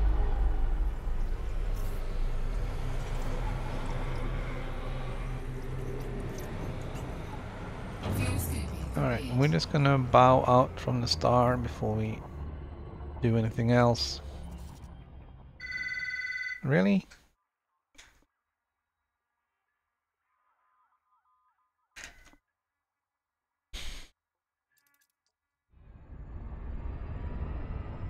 Frameshift drive charging. So this is our this is waypoint 6. This is our destination for today.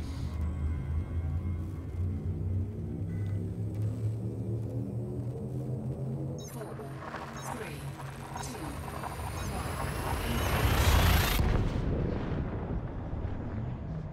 We're gonna jump in here. We'll see if there's anybody else. I might not quite combat log, but might switch from open into private just to see if there's fuel scooping. other people in here. Fuel scooping complete. Alright, so there's supposed to be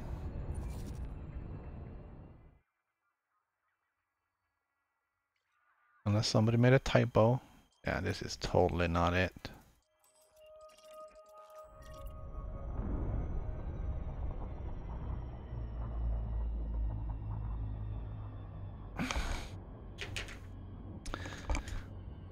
Did somebody make a typo? Was it me?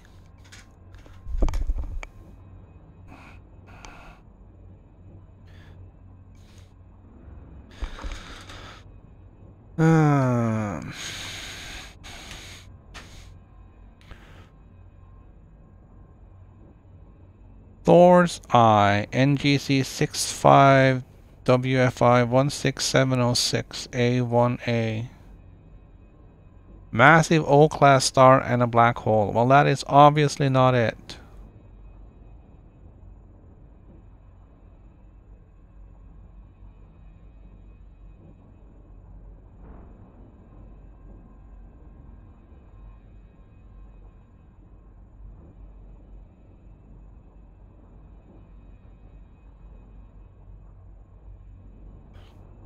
Okay, so EDSM is this.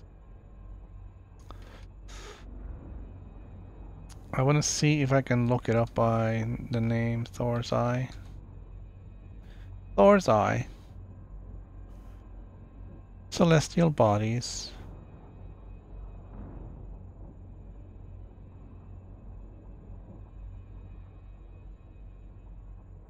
Okay.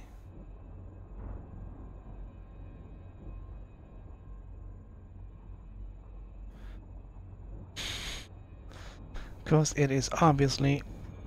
Alright, that's not what I wanted, but here we are.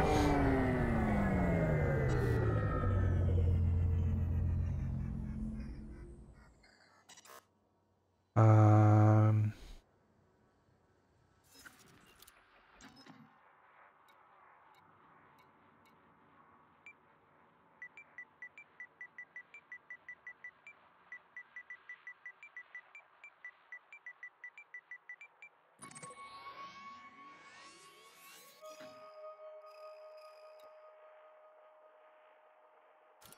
So if that's...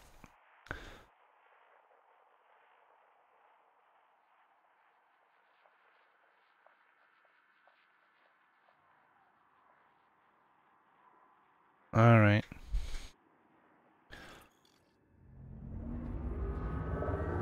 Alright, so there's multiple...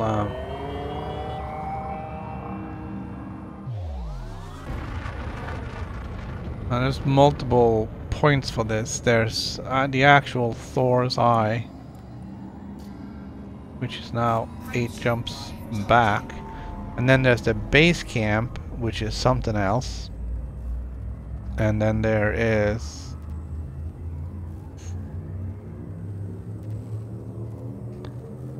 also Attenborough's Watch, which is the... Alright.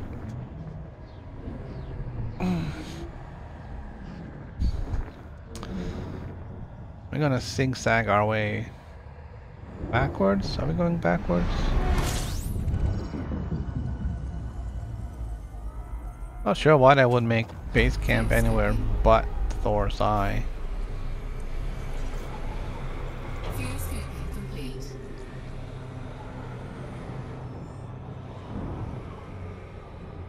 Let's check the galaxy map, see where we are and where we're going. Yeah, man, look at that. We have to go way back.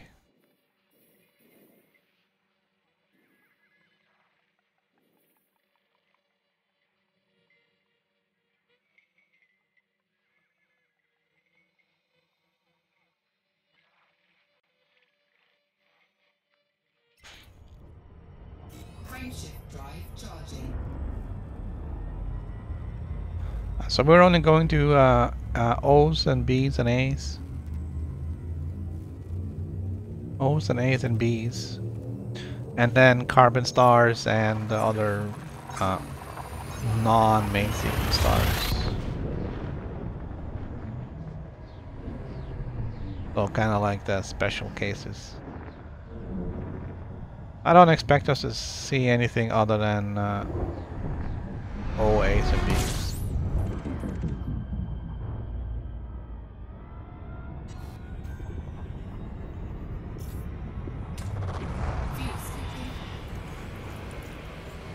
Fuel scooping complete. Frameshift drive charging.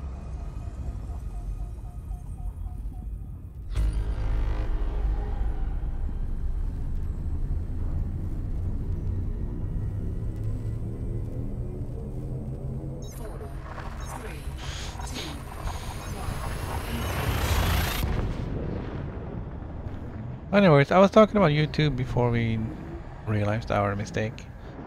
So yeah, YouTube is changing their partner program. In order to be able to monetize your videos, you have to be a part of the partner program. They have upped the requirements considerably, so they're kicking off thousands of small content providers or content producers. Warning, temperature critical.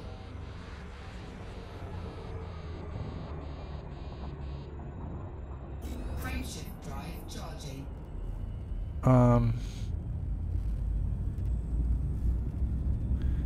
Not really sure why. It doesn't make any sense to me. They say they care about small content producers, but obviously they don't.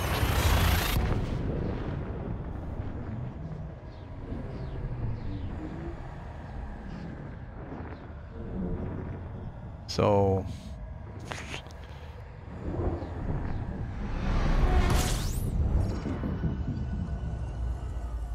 I'm not sure what that's going to mean for me. I'm not making any money off my videos here, so it's not like me getting booted off the program is gonna make any difference one way or the other. Warning. Temperature critical.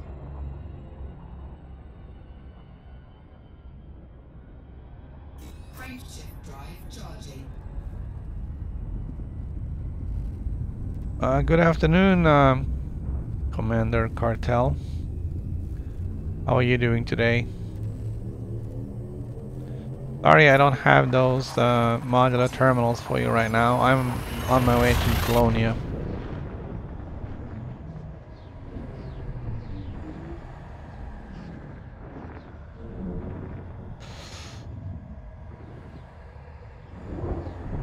I'm doing good right now. Don't know how I'll feel after I've been out with the snowblower later.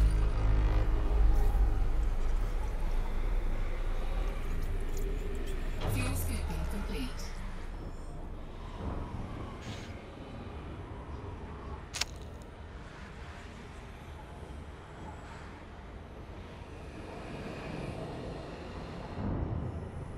Warning. Temperature critical.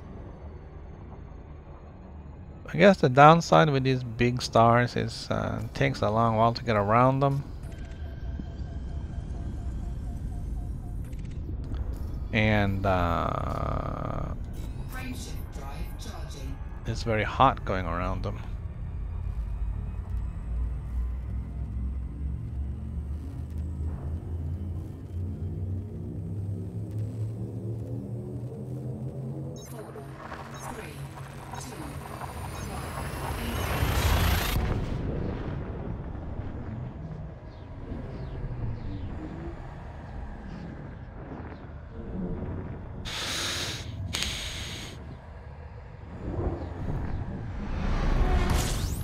Yeah, it's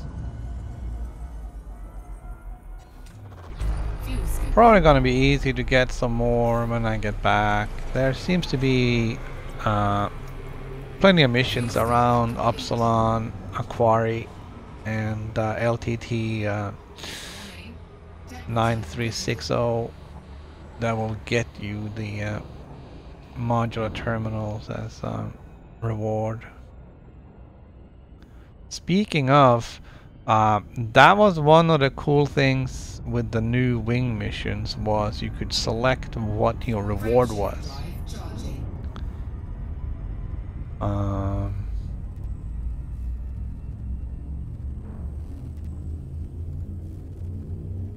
So instead of getting money and materials or commodities, whatever, you had a choice whether you wanted just a little bit of reputation and influence, whatever, and money, or if you wanted more reputation but less money.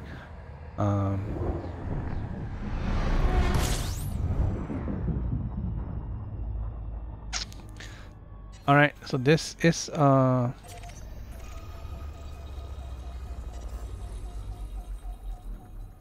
this is a supergiant. Not that big though. I'm 300 light seconds away.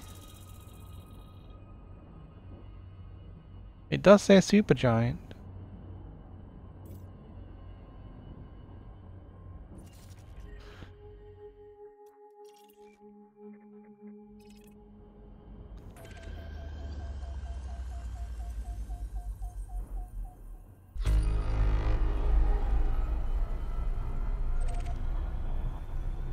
Alright, here we go. Here's Thor's Eye.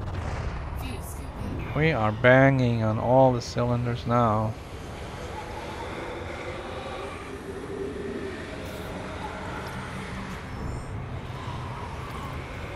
This giant is angry. Warning, temperature critical.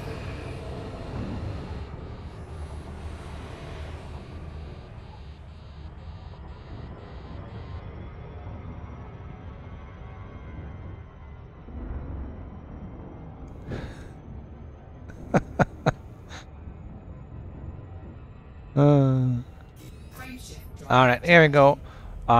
This is an O-class blue-white star. This is usually quite a spectacular sight. I love the colors here. It's kind of purplish. There's also a black hole in here. We'll have a look at both.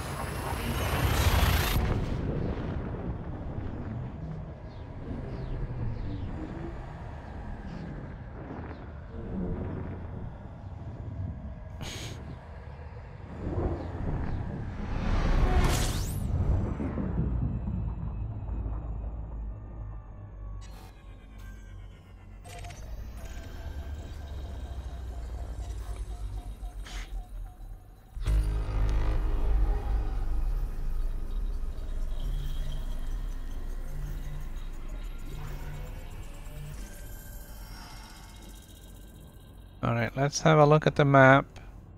There's gonna be a black hole right there and a ring system. Let us go and see if we can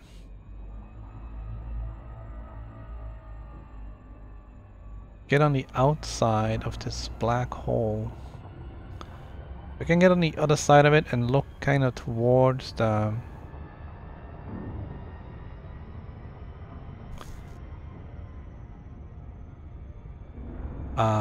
class O star, then you know might get some cool effects on the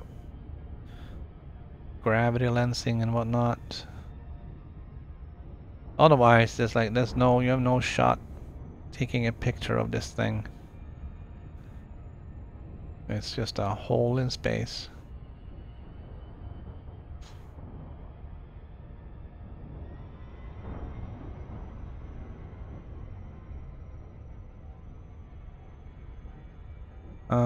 There's nobody else here right now. I'm gonna switch instance.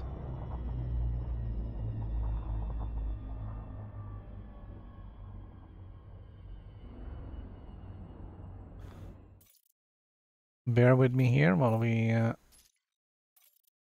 log out.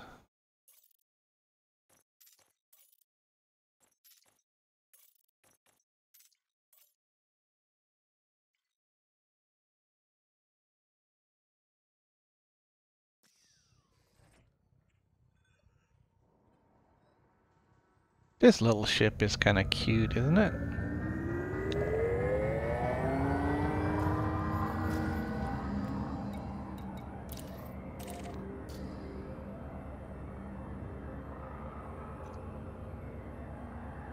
Frameshift drive charging. 4, 3, 2, 1. Like little stubby. I'm gonna sound the horn. Nah, there's nobody else here. I mean the honker wouldn't show them, but also my sensors are not the best for range, so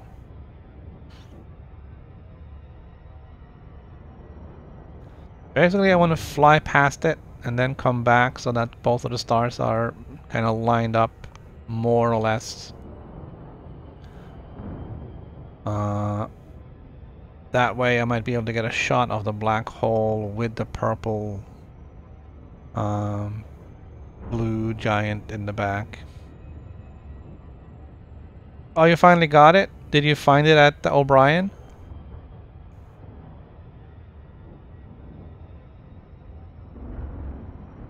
Because I had the same problem when I was chasing that down. I was back and forth and around and around. I visited all of the Sirius station and couldn't get that stupid invite.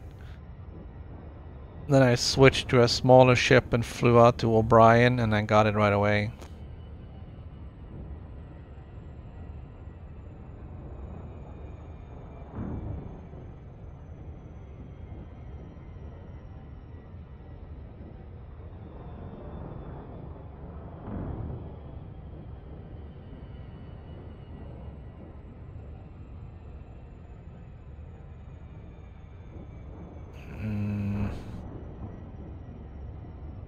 okay.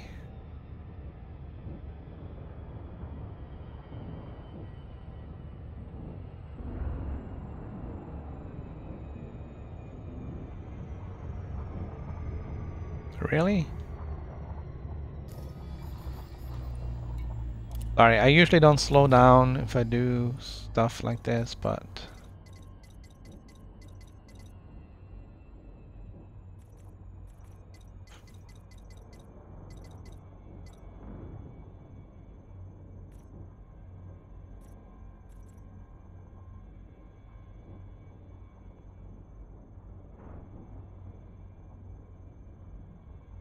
Well, I mean, yeah, if you have to learn, I guess. You may hear about him, but you gotta check all those boxes. The modular terminal stuff isn't really such a big pain in the ass. It is a grind, but you just gotta and uh, forget all the stuff that says you have to go here and you have to go there and you have to go to certain types of systems in certain types of state and whatever and get them. It's all just hogwash. They show up when they show up.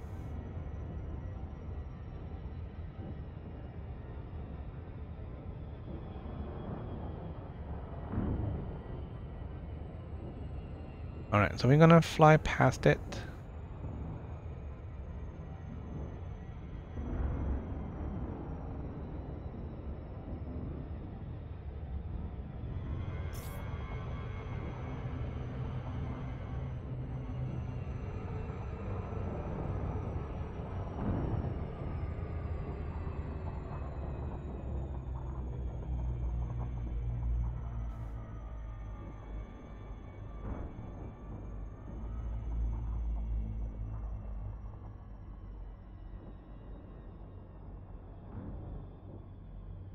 Alright, so now we're gonna try and line up the black hole.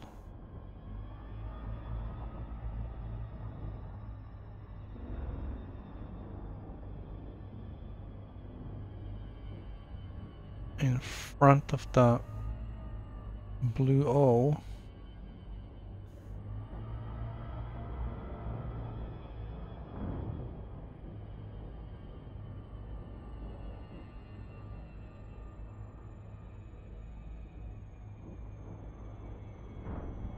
Kind of as best as we can.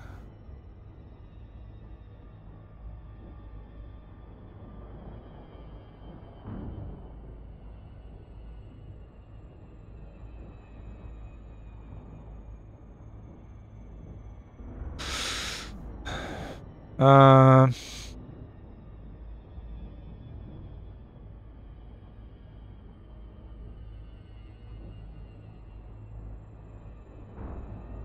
right, so I guess the only thing that I fear more than the white dwarfs is the black hole. Because you can't see the thing.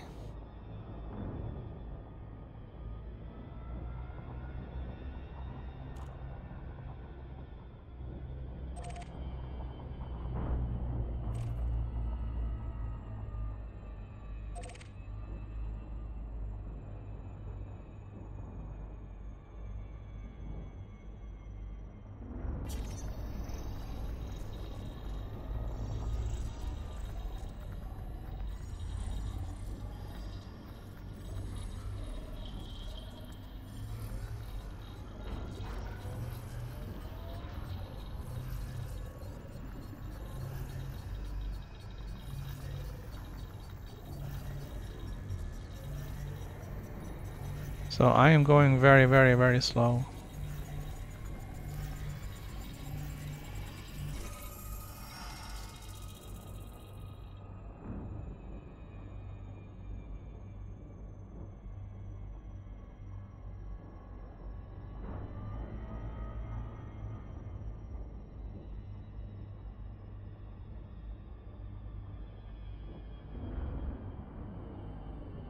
I just want to see if we can figure out where the exclusion zone is.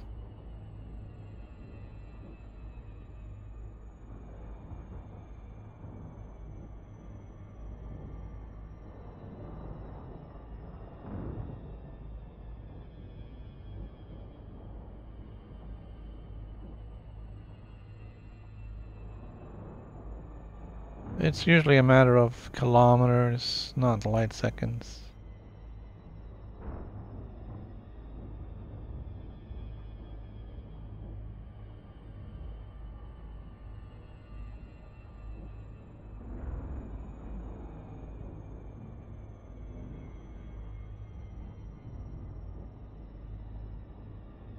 I don't think we get the lensing effect unless we drop into normal space either, so we're gonna have to get up close and personal with this thing. And if there's something you don't want, it's getting up close and personal with a black hole.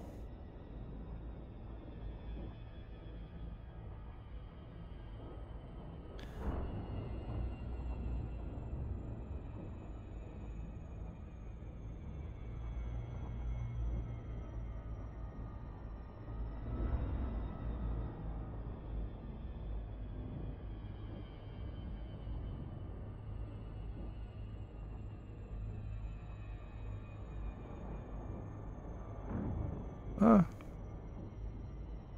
Hi, Wood. Thank you for hosting, man.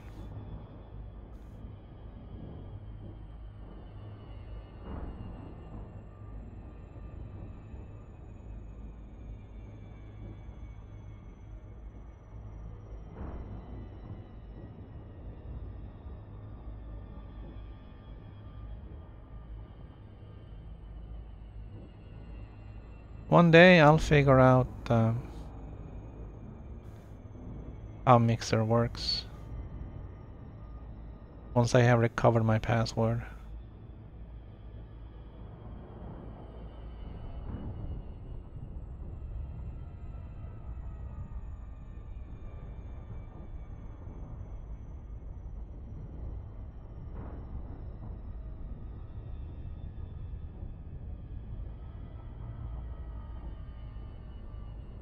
Alright, does anybody know what the exclusion zone around a black hole is?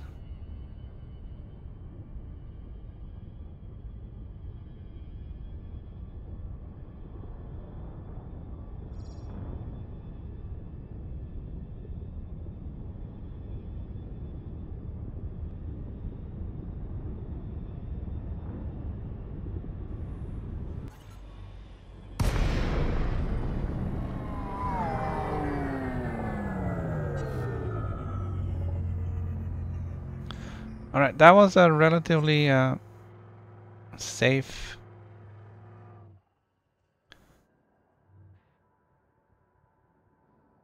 drop because we were going so slow. Well, this one is 82.6 kilometers.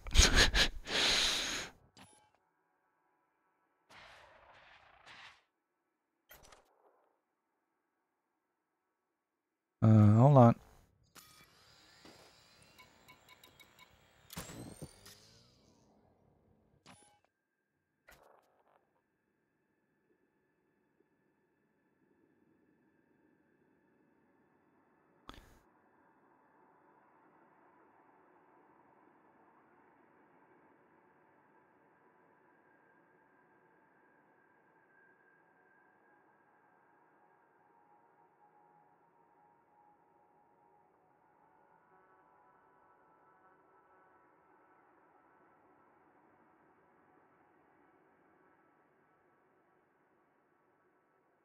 Not seeing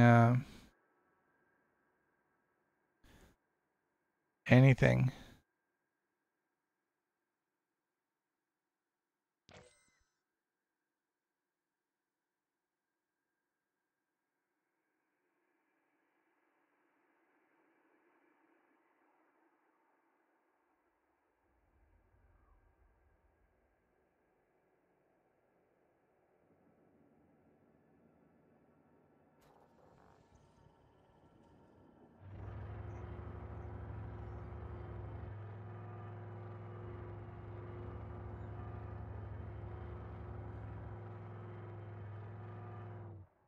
There's just even with the star there.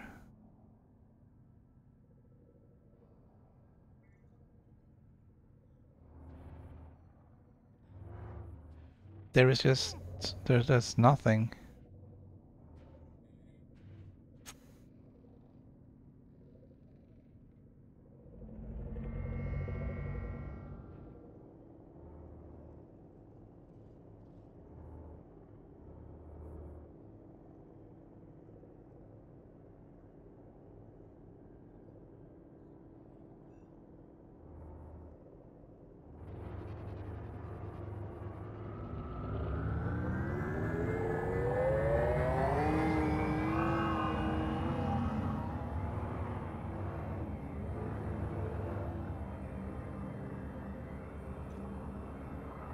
Frameshift drive charging.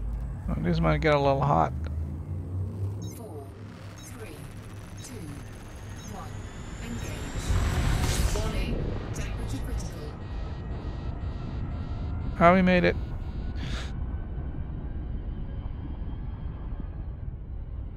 Did you see that?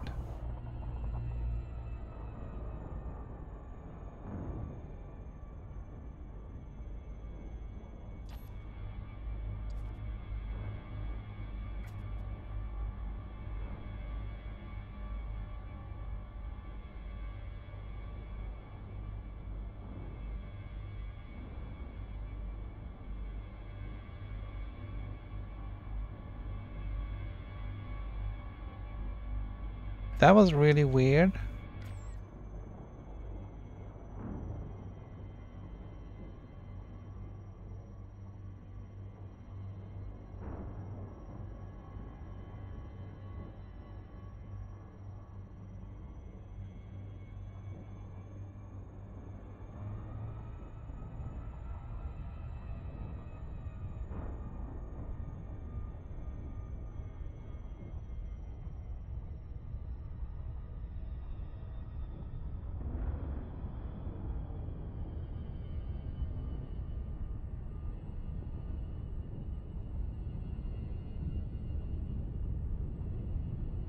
You are able to see something.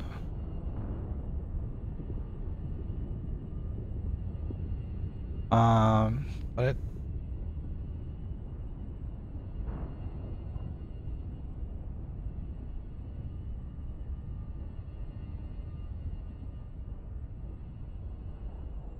there's some weird stuff going on, like way far away from this black hole.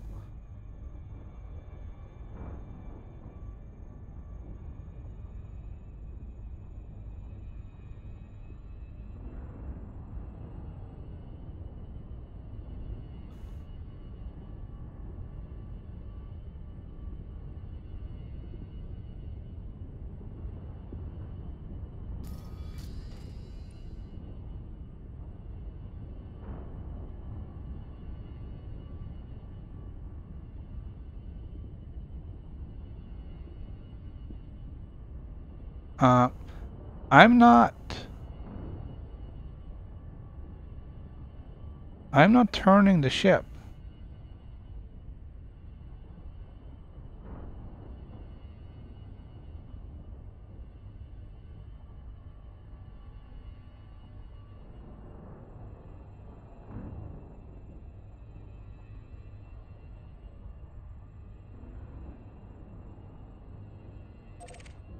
I think we should get out of here before we start believing in ghosts.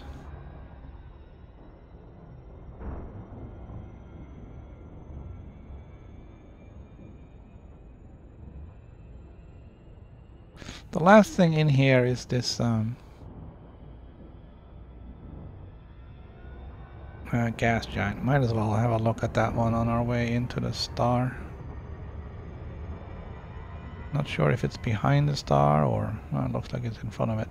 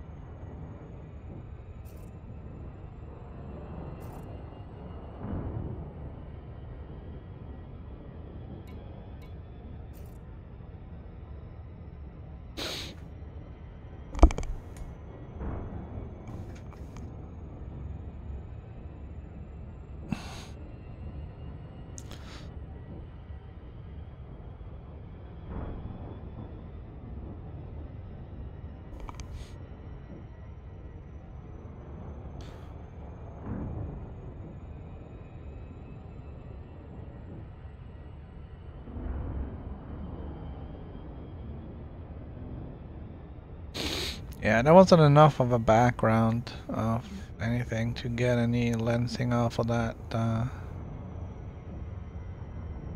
black hole.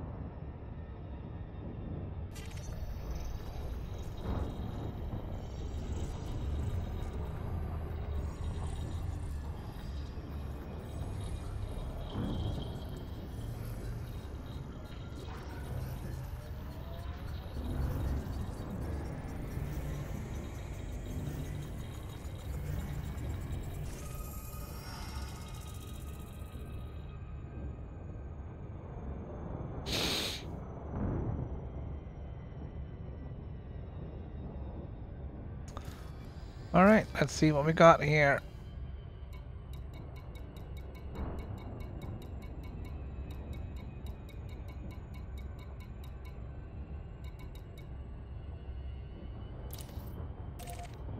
What is that? Frameshift drive charging.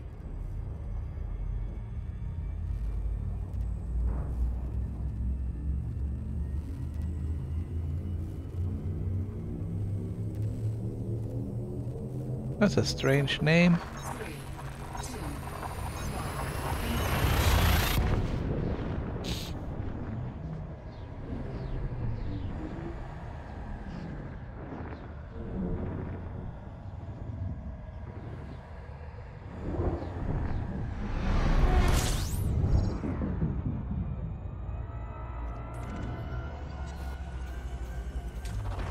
Fuel scooping.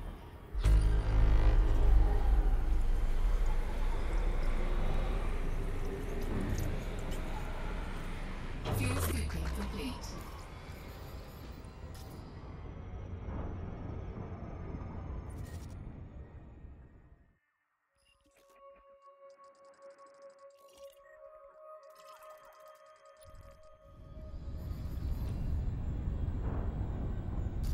We're not even that far away from everything.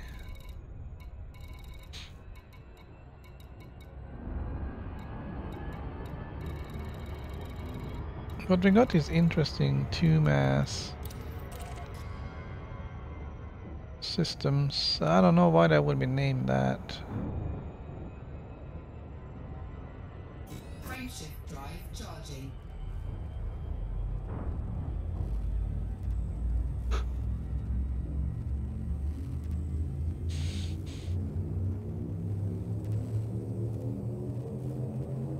It looks like most of the stuff around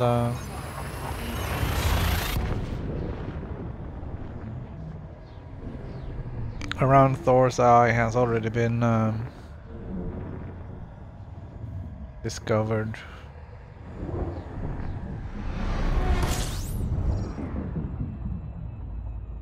We're not that far away from the bubble, I think.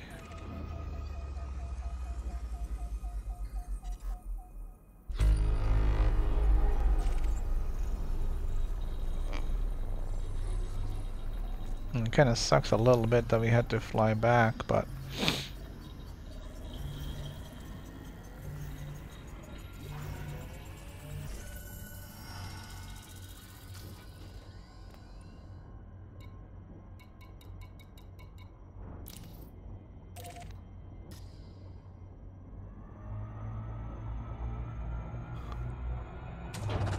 Fuel scooping. Fuel scooping complete.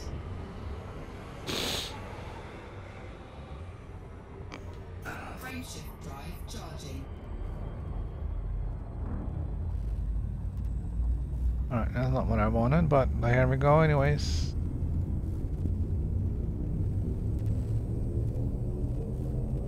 Four, three, two, one.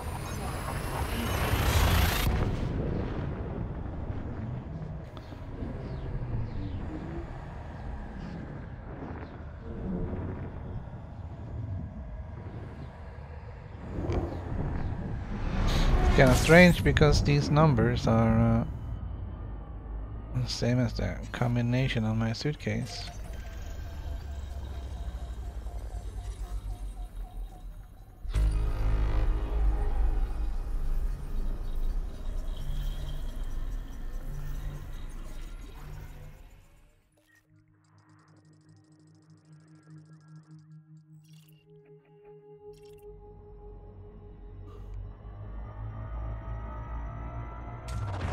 Fuel scooping.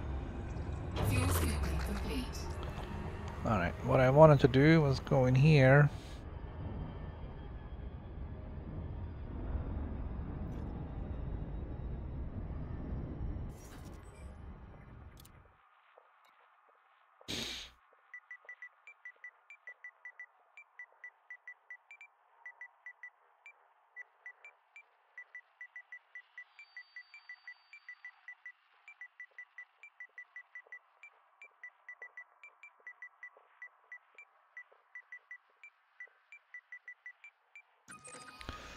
See what I got.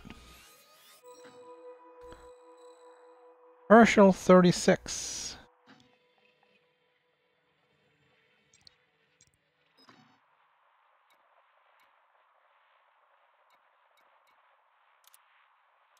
Is that the only one? Looks like it.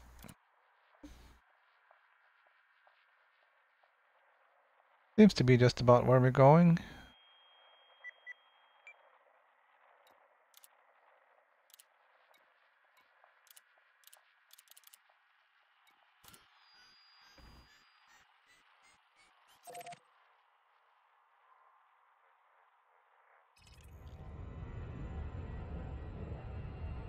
Let's head up to Attenborough's Watch. Frameshift drive charging. Via Herschel 36. Four, three, two,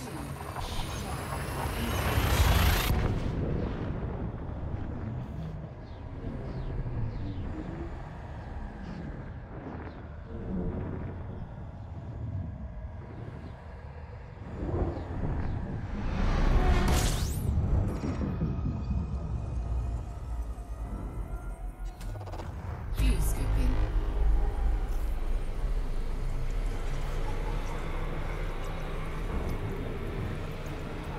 Fuel scooping complete. Warning. Temperature critical.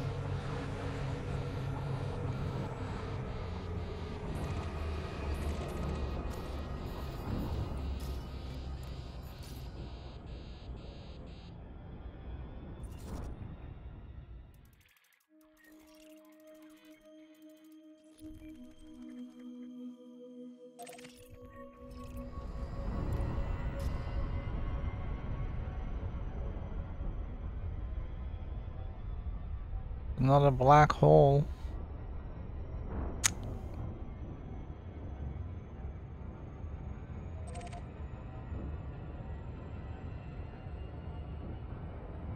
Frameshift drive charging. It's a little cooler to check out black holes closer to the core because you have a lot more stuff going on in the background. So when you're gliding past it, you'll actually see some distortion.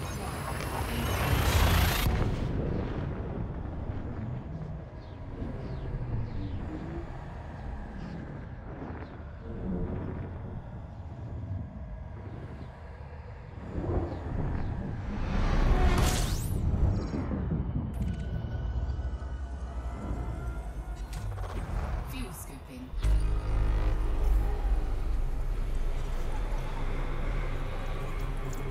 Fuel scooping complete.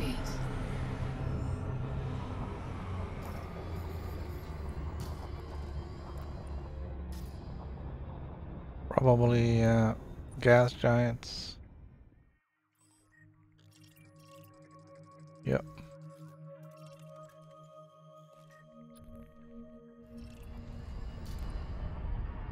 Frameshift drive charging.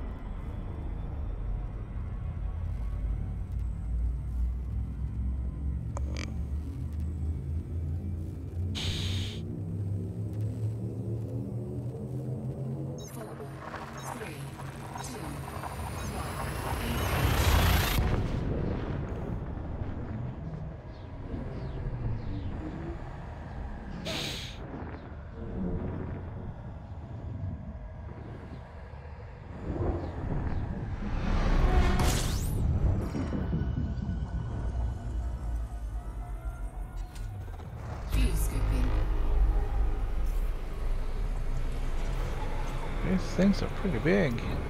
Fuel scooping complete. And hot.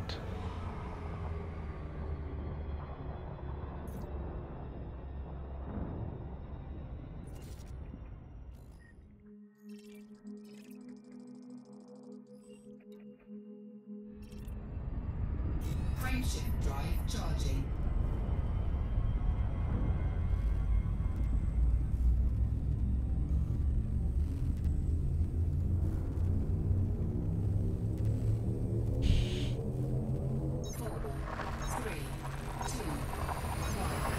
Some interesting system configurations out here.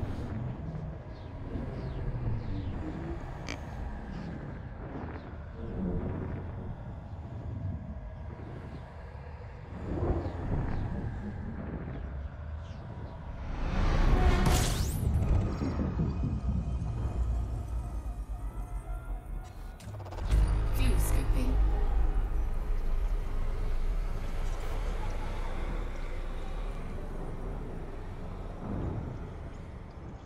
Fuel scoop disengaged.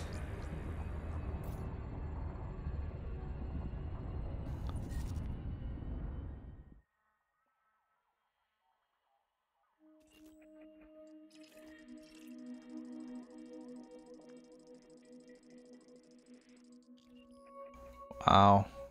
Class Y, Class L, T, T, and L, and T. That's a T. That's a Y. That's an L with a sun as a moon.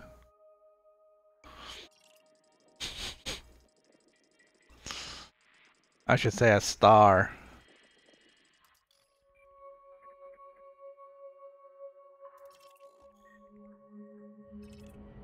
Frameshift drive charging.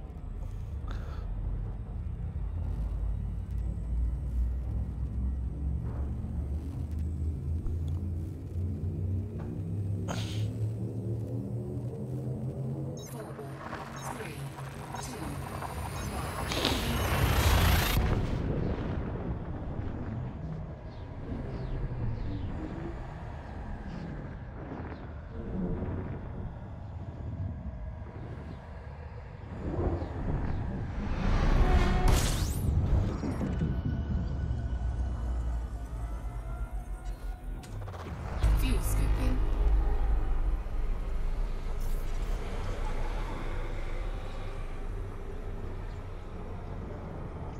Fuel scoop disengaged. Frameshift drive charging.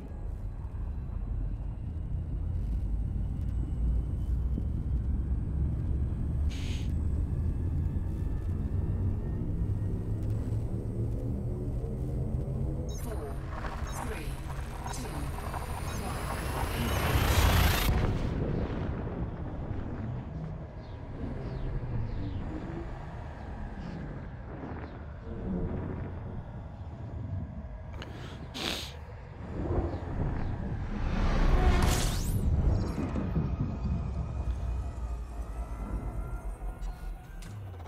fuel scooping.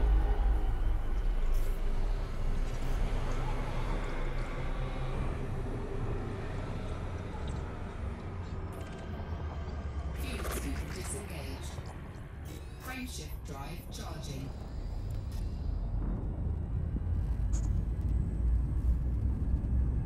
I want to get up to Herschel 36 and see what that's about. 4, 3, 2, 1.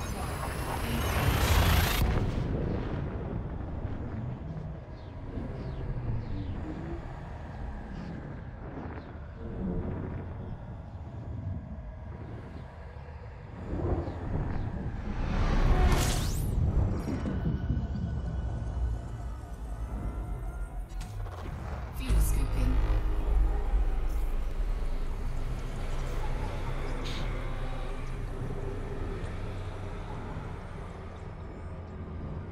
Fuel scoop disengaged. Frameshift drive charging.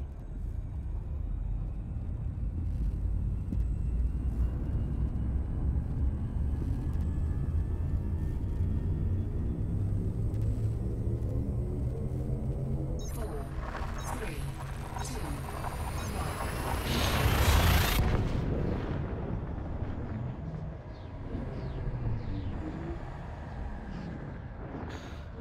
Well, it certainly is bright.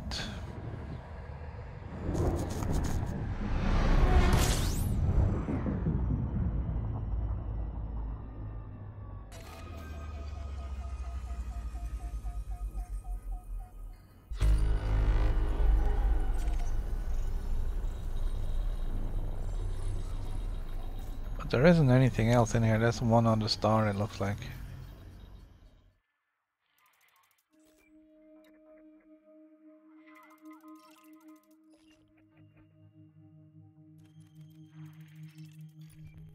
Okay, now there's two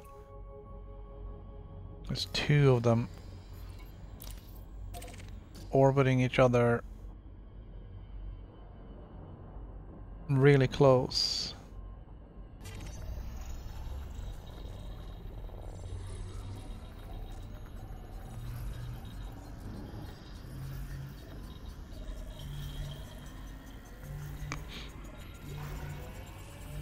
Well, I mean, it's all relative, but that is relatively close.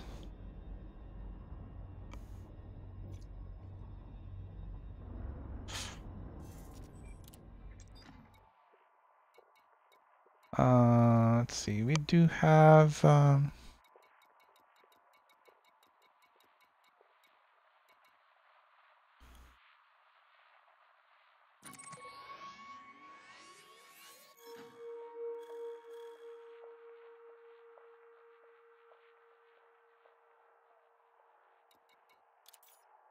don't think that's the one I want to go to.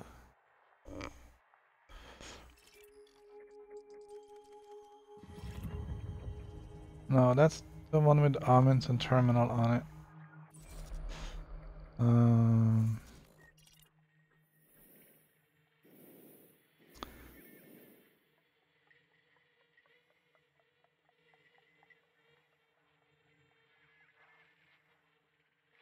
I want to go to Lagoon Sector FW.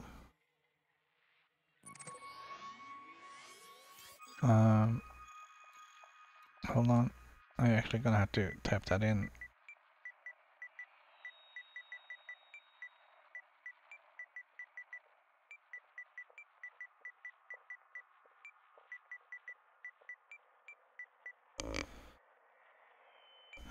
D1 dash 122.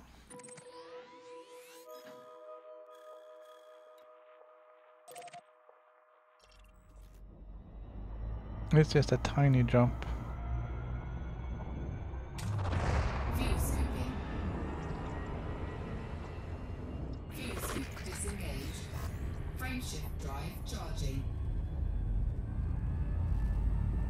Just a tiny jump over here.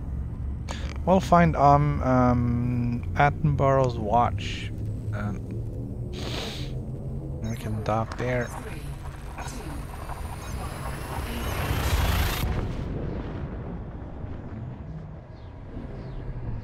Sell our exploration data. I think I found an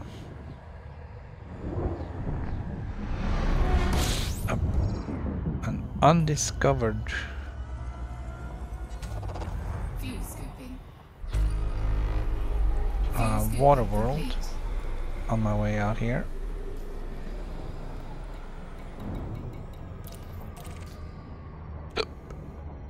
Oh, excuse me.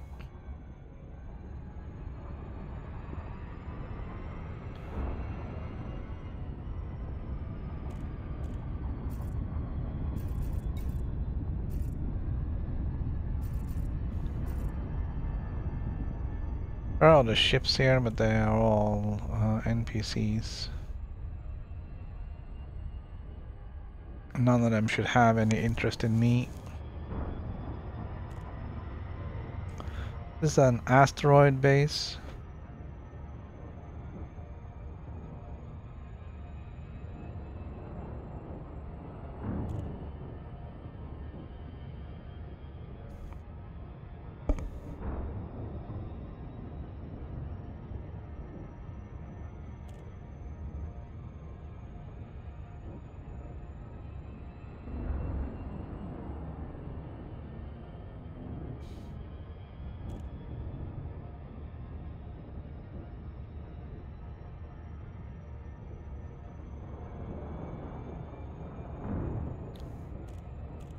One of the coolest things in the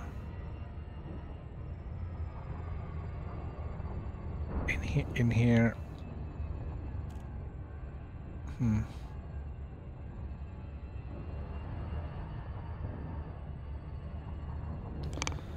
having a little trouble with the controller. Alright.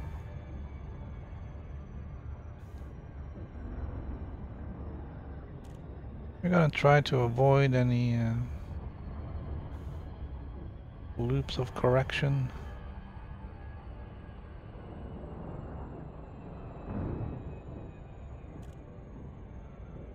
Oh, is this asteroid in the ring? Oh, that could be interesting.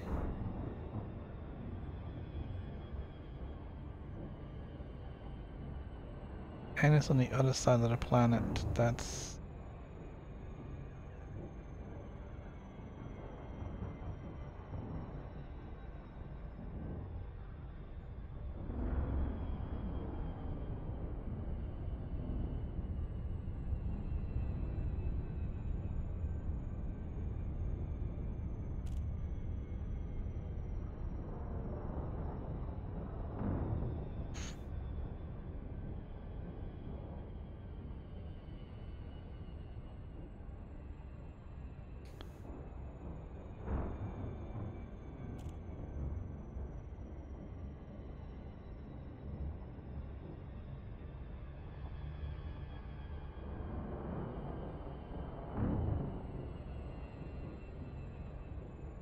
And also, there's no room for a docking computer on here, so...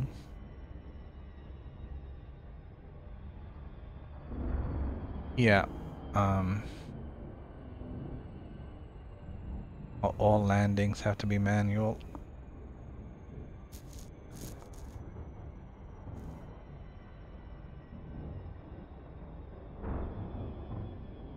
I guess I could pay to have my asp shipped out here. No, I can't. There's no shipyard.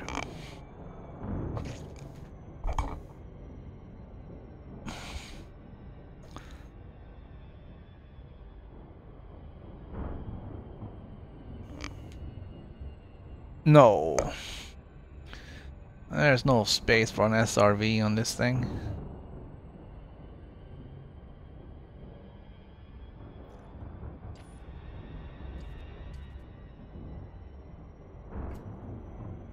This is my cockpit. I mean, this thing is tiny.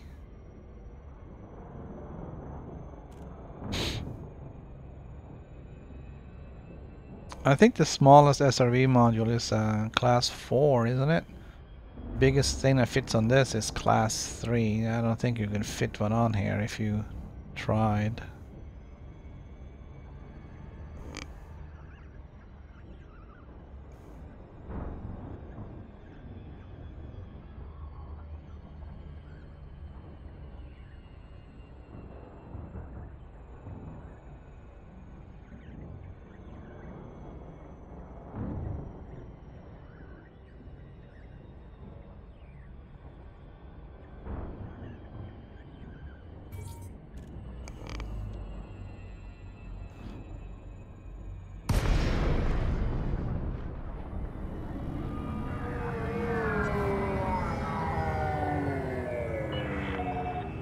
Oh. Peterson, Lima, Mike Hotel.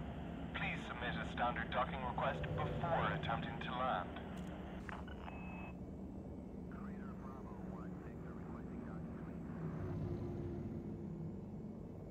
This guy does groan a little.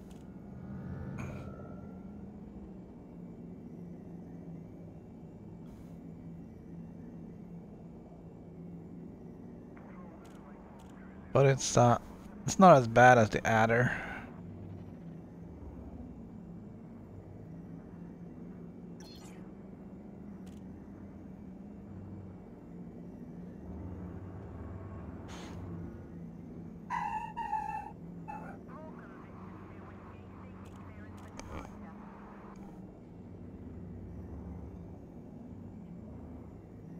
All right.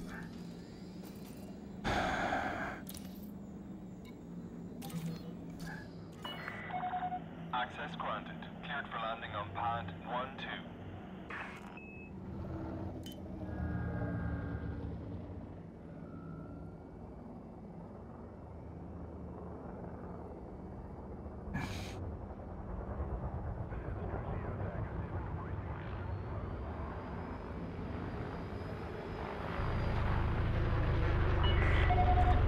Oh. Deviate from your current vector. Ground crew ready for arrival. That T7 just snuck in right under us.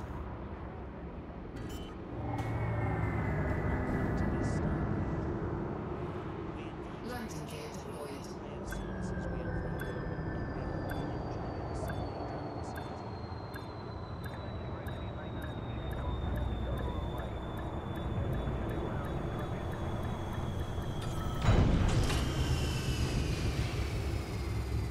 See? I can land manually. Ship is on the ground. Perform landing checklist. It's good to have you with us, Commander.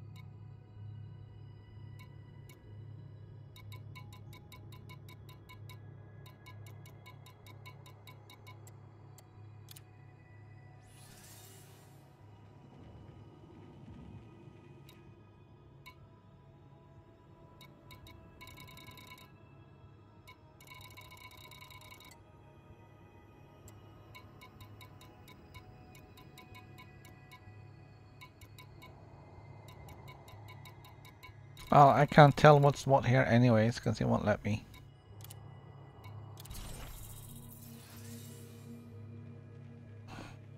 Incoming message.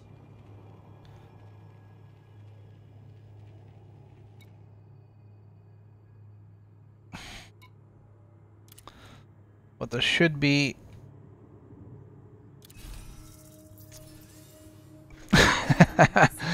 there should be a couple of new discoveries in here.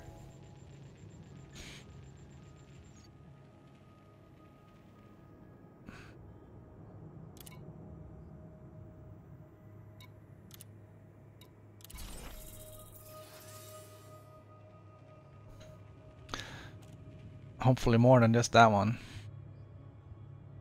Yeah. So this is a 4 million credit page. There should be some new stuff here. I wish there was some sort of logic in these pages, but there isn't.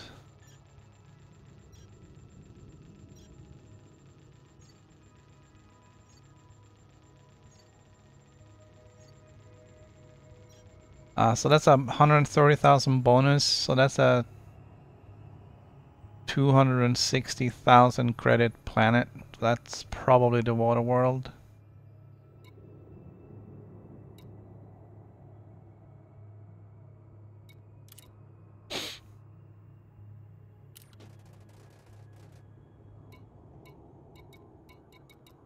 That was like 8 million credits right there.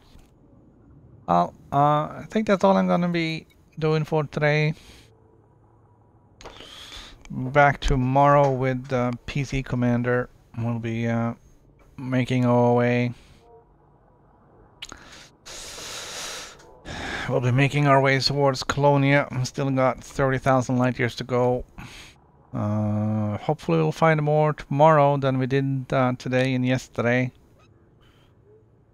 So we'll see how that goes. Gotta get back into some denser areas of space, I guess. But that'll be tomorrow. For today, it's game.